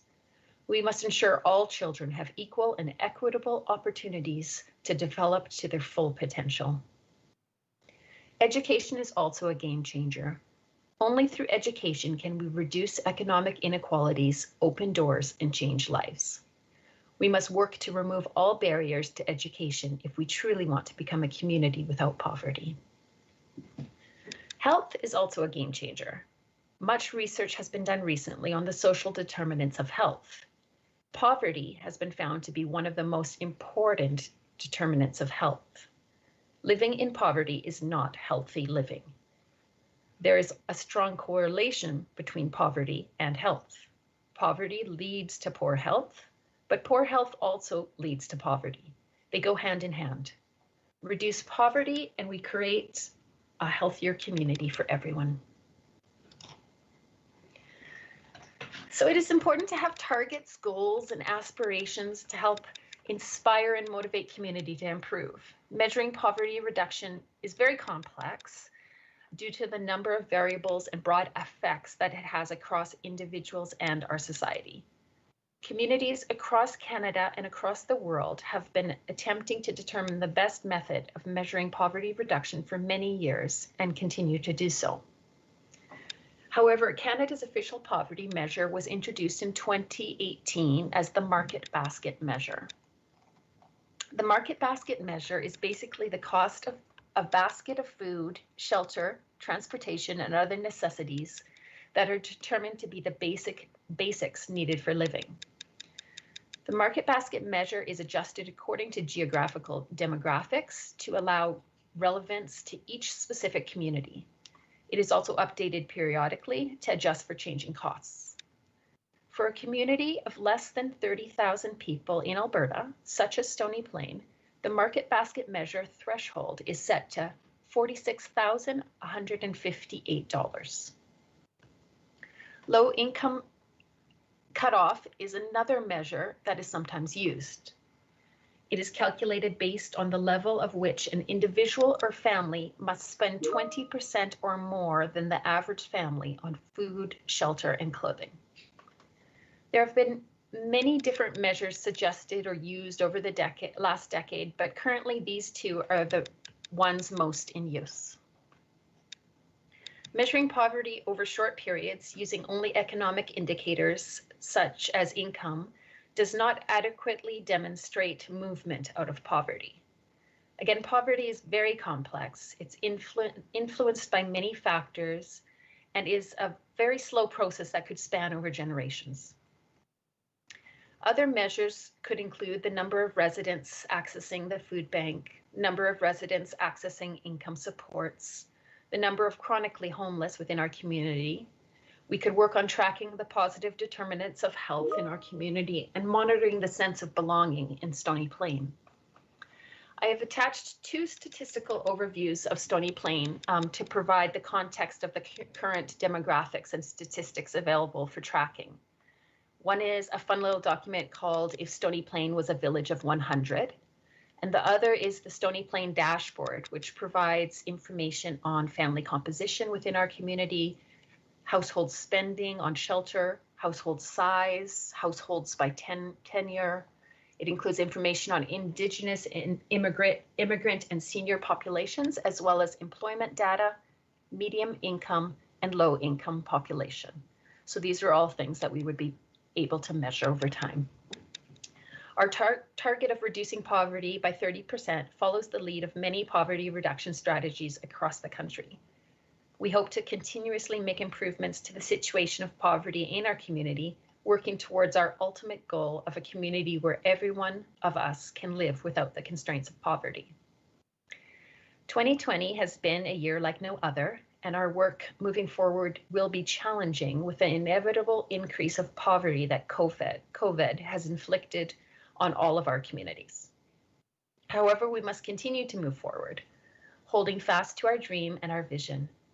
In many ways, the next 5 to 20 years will be spent rebuilding, strengthening, and supporting our community to continue with our plan.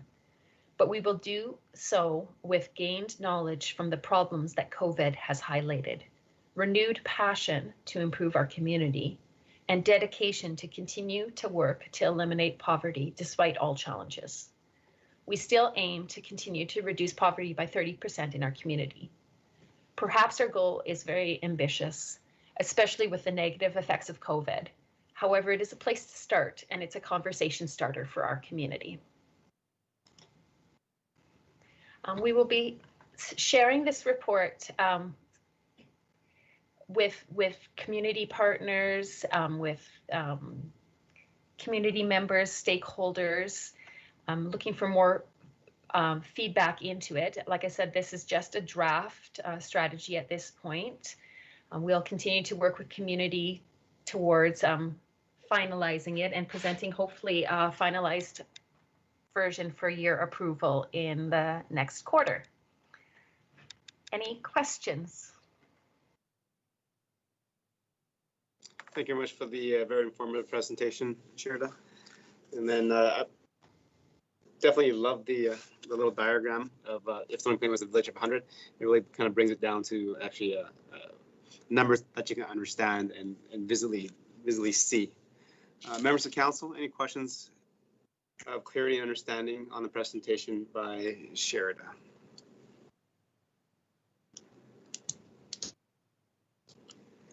Okay, moving first on the list is Councillor Bennett. Go ahead, Councillor Bennett. Thank you, Mr. Mayor. That was a very good report, very informative, and so I thank you, Sherida, for that. So I have two questions.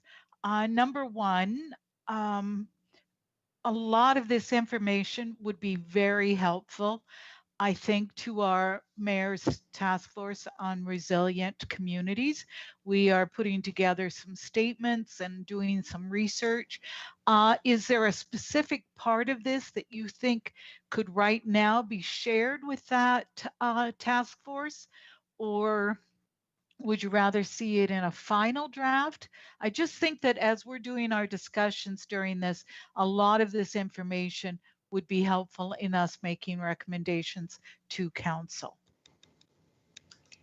Yes, that's a good point, Councillor Bennett. And I think because this is a public meeting and the draft strategy has been posted online, then I believe it's fair game that the Mayor's Task Force on Resiliency or Community Resiliency have access and the ability to talk through it. I'm not too sure if Sherida is able to maybe make that presentation and speak toward and answer questions that may arise from the task force reading through it. Mm-hmm. Absolutely. The presentation will be, or the draft version will be made very public. It is, we'll be doing a lot of public consultation over the next little bit just to kind of finalize it and get support and understanding of it. So if there's any questions that the task force has, I'm sure Lisa would be able to answer them, or I would be more than happy to come and answer questions for them. I'm hoping that maybe this report can be sent out directly to those task force members so that they have a chance to look it over and you know, get really into some of the statistics that you have counted here. My second question, Mr. Mayor, is with implementation. So at what point do we start to implement some of these strategies to put into action?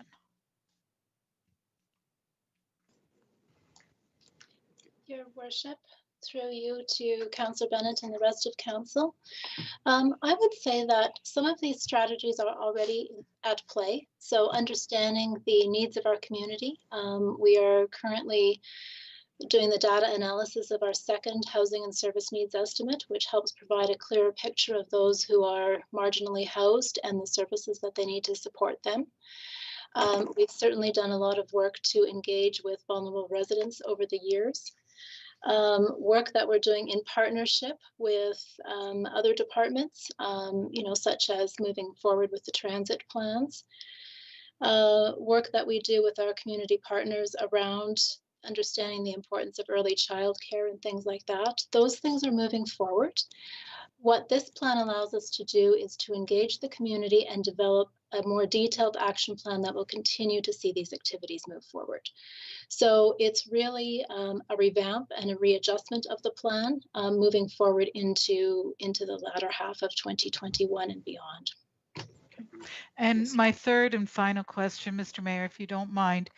A lot of the things that you talked about in this report basically comes down to a change of attitude from everyone, the general public, all of our citizens.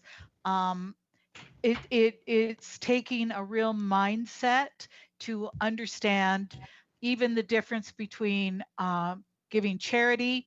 Yeah, this is what I'll do to help those people, rather than let's work together to come up with a plan for all of us. And so, do you have any suggestions, any ideas, any action plans to kind of address that portion of what needs to happen here for this to get underway? Yes, thank you, Your Worship, through to Councillor Bennett.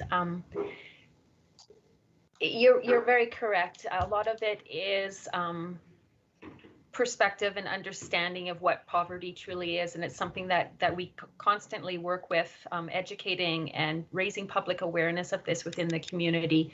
We normally do some larger events around Poverty Month to bring in guest speakers and start community conversations about what is poverty and what are the most effective ways of addressing it. So that is something that's constantly on our plan of moving forward. In fact, with going to the community now and doing community consultations, that's going to be another form of public awareness and understanding building within our community. So thank you. Thank you very much. It was an excellent report. Thank you. Thank you. Good comments, Councillor Bennett. Moving on to Councillor Mattis, please. Thank you, Your Worship. I too agree this was just an excellent presentation, and thank you very much for this report. I have a few questions, or actually 3 questions. The first question is with regards to the percentage of persons in poverty that is a direct result of mental health and addiction versus, for example, a low-income family or an immigrant where the living cost exceeds income. Do you have any information on that at all? So I just want to understand, sorry, Councillor Mattis, you want to know about the difference between the types of poverty, whether it's influenced or one of the root causes was mental health versus income? No, what I would like to know is the percentage of persons in poverty that is what you would see a direct result of a mental health or addiction issue relative to, for example, an immigrant family that moves to our community and is not making an income that can support their family. Do you have information about that? Not off the tip of my tongue here. I would have to do some research to get some statistics on those numbers, but I can definitely take a note on that and get you some numbers. Thank you, I'd appreciate that. My second question is with regards to kindergarten. I realize there's only 3 provinces in Canada that make kindergarten mandatory. Alberta is not one of them. And my question is with regards to what degree would mandatory kindergarten, with providing, for example, financial supports, whether that's after childhood care or just financial support to allow for that education, how would that help to advance educational achievement? Would you see there a great advantage for somebody having kindergarten versus not? Your Worship, through you to Councillor Mattis, I'll tackle this question. We've tended to focus our efforts more on the early childhood years, so the pre-kindergarten years. I think conversations that we could have as we move through the consultation with this plan would come down to our education partners. We work closely with Parkland School Division and Evergreen Catholic School on a number of other initiatives. So we would want to solicit their input into what difference attendance at kindergarten could make for our littlest, youngest residents. Thank you.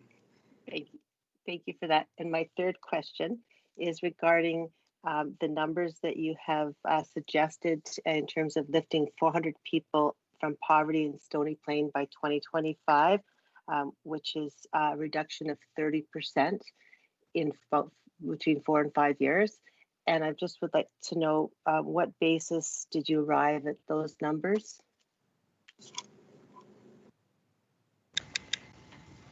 Your Worship, through to Councillor Mattis.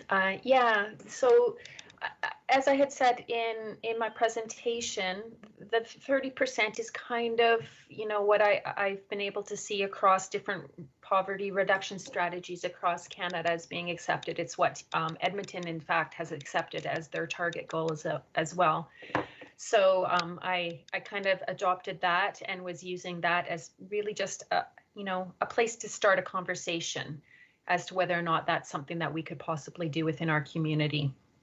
So that's where those numbers were derived from, and those numbers were based on the 2016 census, which is really the last number that we have. Thank you. Thank you for that. Okay. Thank you for your questions, Councillor Mattis. Moving on to Councillor Meyer, please. Thank you, Your Worship, and special thank you to Sherida and Lisa for putting this report together. There's many things in it that I agree with, and I can certainly wrap my head around, but I unfortunately will not be able to vote to accept this report, and I think I should make myself clear. For starters, I think if you ask any business owner trying to find employees during this time, the idea of basic universal income and our experiences with CERB this pandemic has certainly borne out that is not a good idea. Further, as a father, I find it hard to articulate the reasons, but the simplest is the sidelining of fathers that basic universal childcare would usher in. I also cannot agree with that.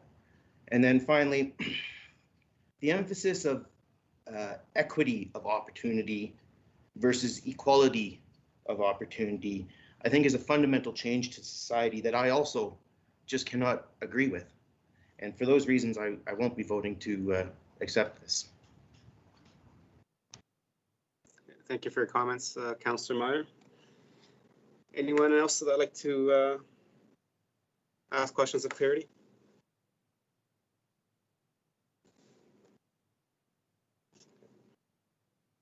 Seeing none, I'm going to go back to a question that Councillor Mattis asked regarding reducing poverty in Stony by 30% by 2030. Can you provide some initial comments of how the town would actually go about doing that?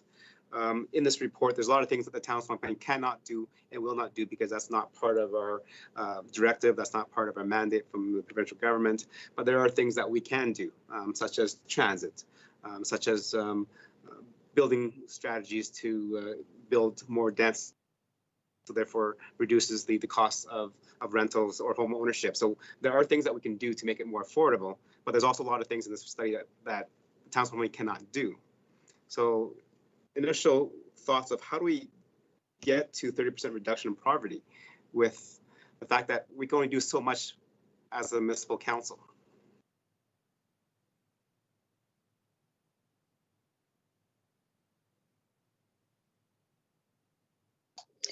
Thank you, Your Worship, through you and to the rest of council. I think there's a lot of ways that we do this, and part of it is through the collaboration aspect and the regional partnerships. And so when we talk about regional partnerships, we are part of a collaboration with the City of Spruce Grove to work at looking at how our systems can align better to more easily and readily move people between services so that they don't fall through the cracks.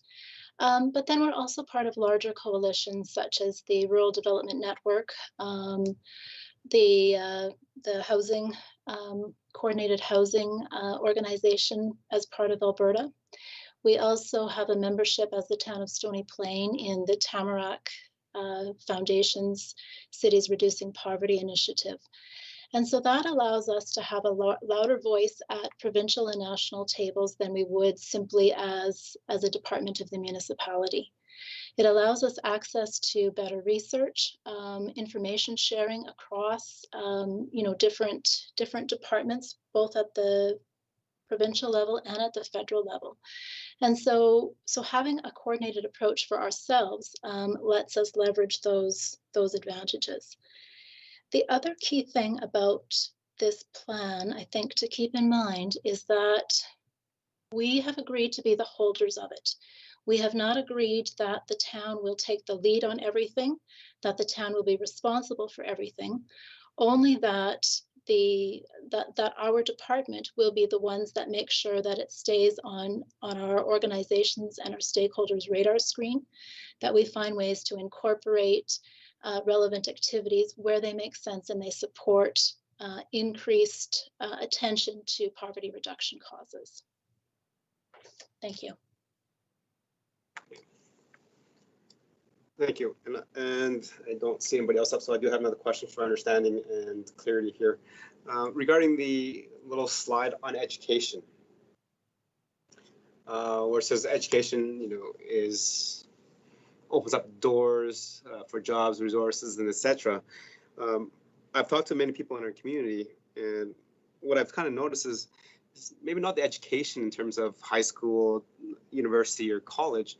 It's actually education in financial literacy, of how to do a budget, of how to balance a checkbook, of how to figure out how much you're making monthly, to figure out what your expenses are monthly so that you can actually budget properly instead of not understanding those processes, and people believe that they're making more than they are, or they're spending more than what they think they're spending because they're not tracking it.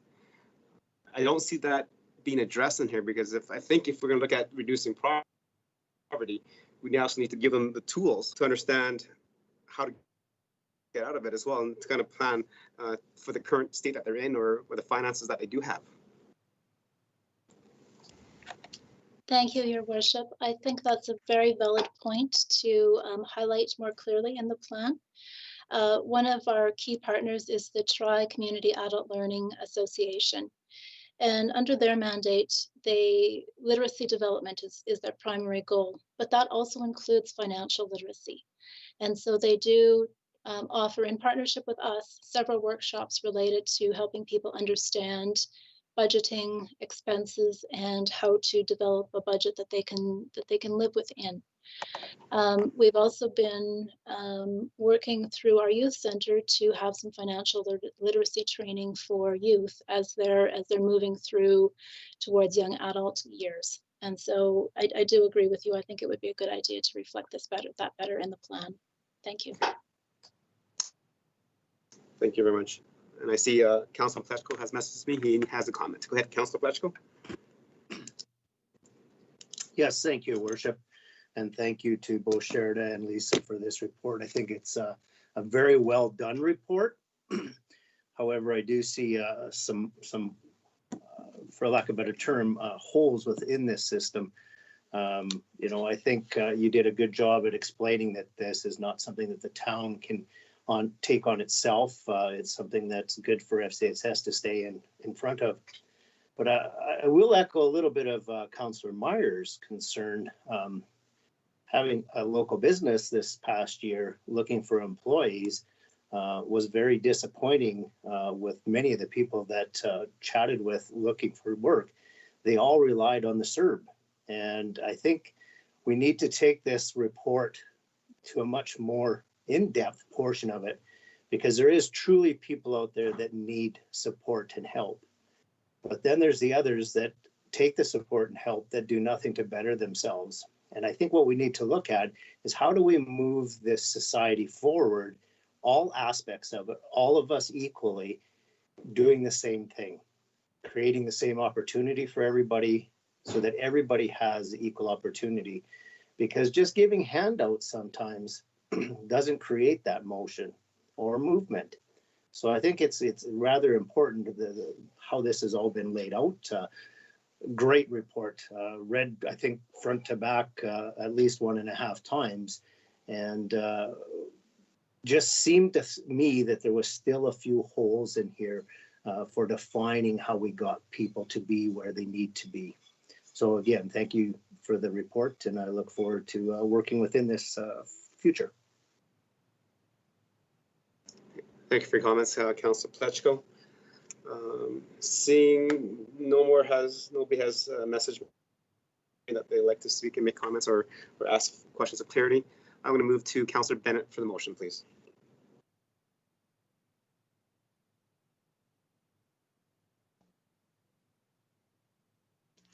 Thank you, Mr. Mayor.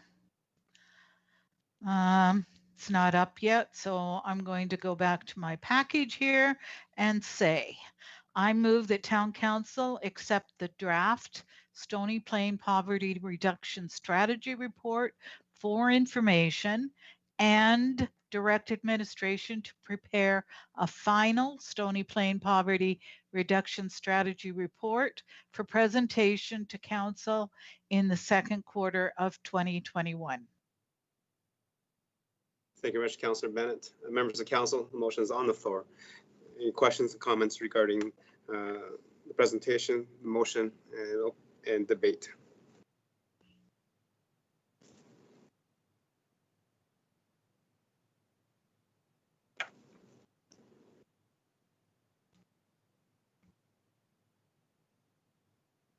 Okay. Seeing that nobody has a message in, so I will make my comments, and then we'll go for the vote after that.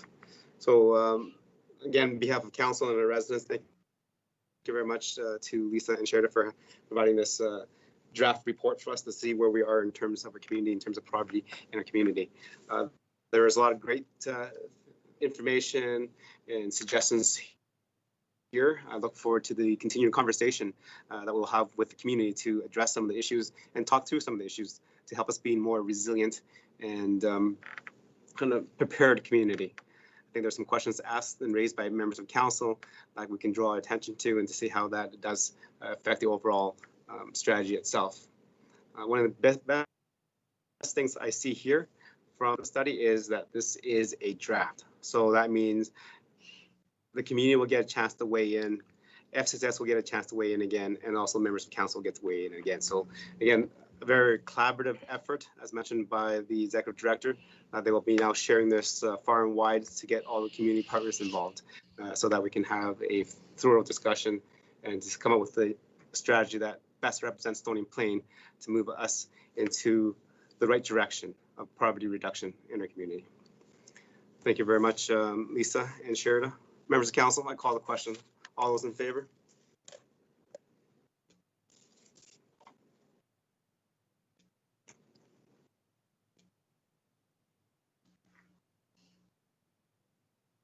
Mr. Mayor, I can see 6 hands in favor. Okay, thank you. All those opposed?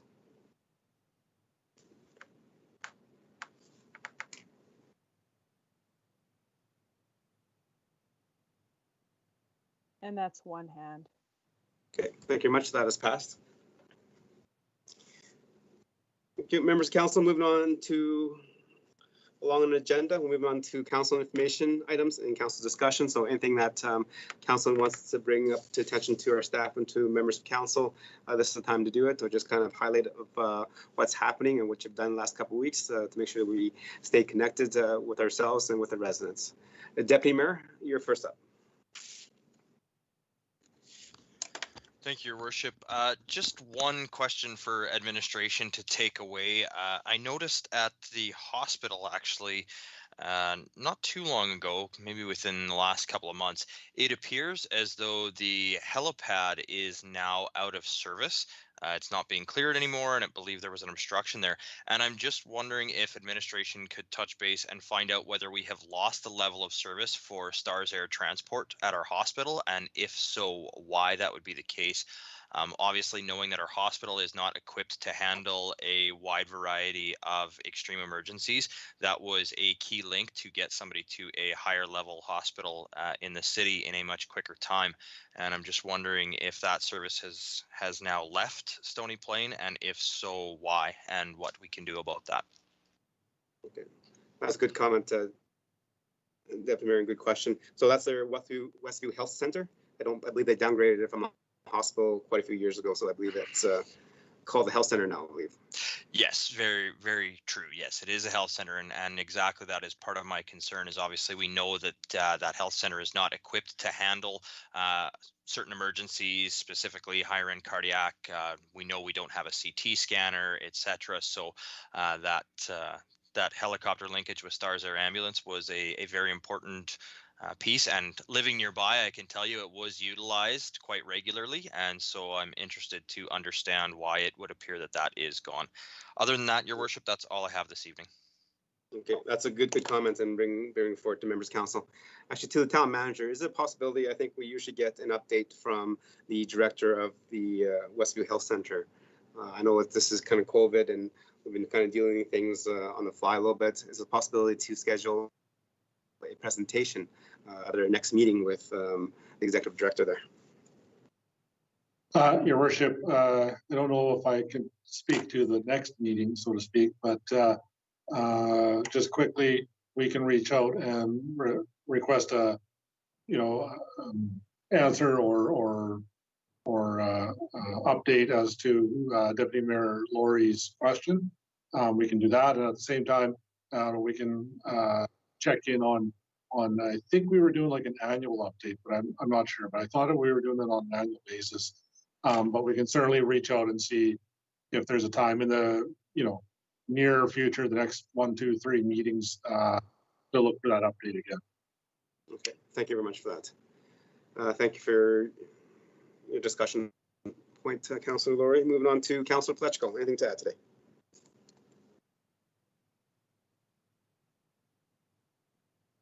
Thank you, Your Worship. I have nothing to add today. Thank you. Councillor Loy. Yes, and I do not have anything to add today as well. Thank you. Okay. Thank you. Councillor Meyer, please. I'm going to take a pass this evening as well. Thank you. Councillor Bennett. Thank you, Mr. Mayor. I have a couple things. Number one, I am really enjoying the lunch and learn sessions that are being offered both by our own chamber and also somehow I got onto the Leduc Chamber mail out list. Last week, I heard Todd Hirsch present again on the economy. It was a really good session, and I don't know, I just like the way that he explains things. So yeah, I'm really enjoying that. I'm busy, with webinars almost every day just to keep me up to date on what's going on and what I need to know. Now, the second thing on my list was I was downtown last week and was talking to one of the business owners down there, and she's located fairly close to 50th Avenue, and so she's wondering exactly what is going to be happening this summer. When is the construction going to start? Can that road be partially opened in order to allow traffic through there? And so my question tonight is, are we having regular updates even in the winter with our business people? Because they have some hard decisions to make, and knowing what to expect this summer from the construction angle is going to help them in making some of the decisions that they have to make. That's a good comment, Councillor Bennett. And I believe that in the fall, after we've wrapped up construction for the year, staff did have a meeting, virtual meeting with that was sent out to the business owners in the area. And I believe there's only 2 people that actually participated. I'm not too sure if that's 100% correct or not, but I believe that's what it was when I was logged in there once. Town manager, general manager. Your worship, it's the town manager here. I don't know that I can speak to, what was the most recent or specific updates that have gone out. It is always our intent to maintain those contacts and try to get that information out there. I know, and maybe the general manager can speak a little more to this. I know that we are, that's part of the planning for next construction season, and I would expect that, as we start to nail down times and dates and so on, we would be passing that along. I'll just ask the general manager of planning and infrastructure if there's anything he'd like to add along those lines. Your worship, thank you for the question. I think the one point I'd like to add is that if you are speaking to business owners or residents who have questions in any of these matters, just refer them to us, and we'll do our best to work with them or answer the specific questions.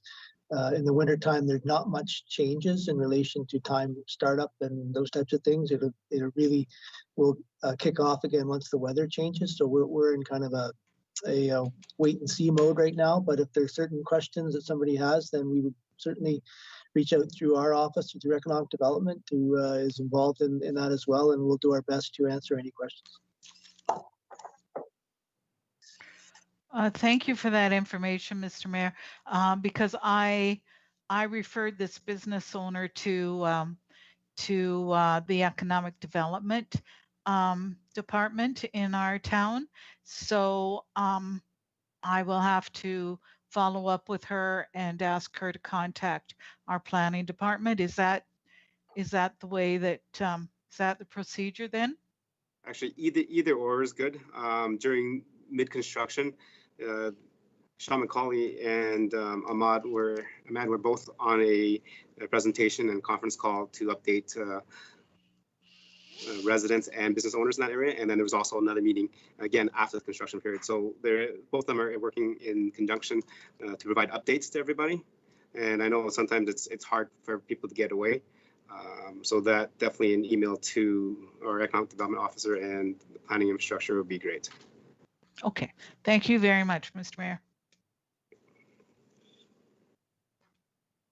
Councillor Matties.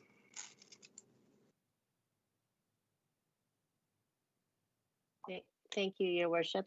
I just have one question for administration with regards to the windstorm damage. If there was any significant damage that is town's responsibility. And the reason I'm asking, I just had an email recently with regards to a tree that fell on a neighbor's property, and I believe that was sent into administration. That could potentially be our responsibility, but I'm just wondering if there's an update on that, please. Okay. Good question. Administration? Your Worship, I'll provide a couple comments, and I'm sure the General Manager of Planning Infrastructure can add a little bit further to it too. Yeah, there was, as Council's well aware, there was a pretty good windstorm the other night, and I know myself too. I saw reports coming in, trees down here, trees over there. I think I've seen a couple fences around town that that got knocked over from the wind the other night. Generally, the town will look after anything that's coming off of town property or on our property. Stuff, trees, so on and so forth that are on private property are that's up to the landowner, the homeowner to deal with, in those cases. The other thing I'll comment on is there are instances where some of this stuff has to go through insurance processes as well. So, if you're contacted by residents or so on, the best thing again is to, have them directed down, you know, to the town office. Certainly, if it comes in through me, I can direct it to the right spot. But I know the staff were out. Maybe I'll see if our general manager wants to add a little bit further to my comments.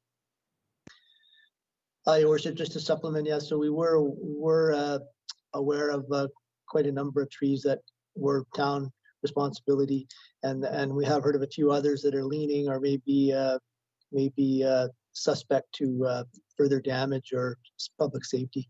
So we would encourage if councillors or the public have any information in regards to things that may be still out there to contact our Public Works office, and they will investigate and determine the best course of action.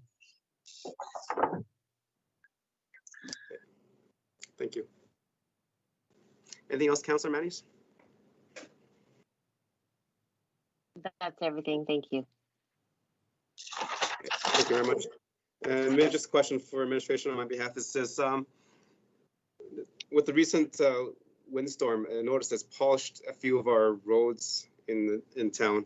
What is the policy on sanding? Does it have to get reported before it gets done? Your worship, our policy is to sand roads when when the conditions warrant or they're unsafe. So our expectation would be that we would be out looking after any safety concerns on the roads and not waiting for phone calls. So if there was instances or sections that were missed, apologize for that. And if you see things that aren't being dealt with, we'd appreciate a heads up so we can take care of it. Yeah, thank you. So just this morning, one of my neighbors on Willow Park Road got out of our vehicles and helped push another vehicle because it was around the bend. It was a little too slippery and they could not get any traction. So we had to push them around the corner before they got enough traction to continue on in the day. So just thought I'd just ask that question. Thank you. And with that, that ends our agenda. Thank you very much, members of administration, for getting the reports to us and the quality of them. We definitely appreciate reading them and understanding what's happening in the community. Members of council, thank you for reading and bringing your questions and comments to the floor so that we can have a robust and conducive dialogue around some of the issues that surround Stony Plain. And we look forward to working with you for the remainder of this term to make our community better. With that, thank you very much, and the meeting is adjourned.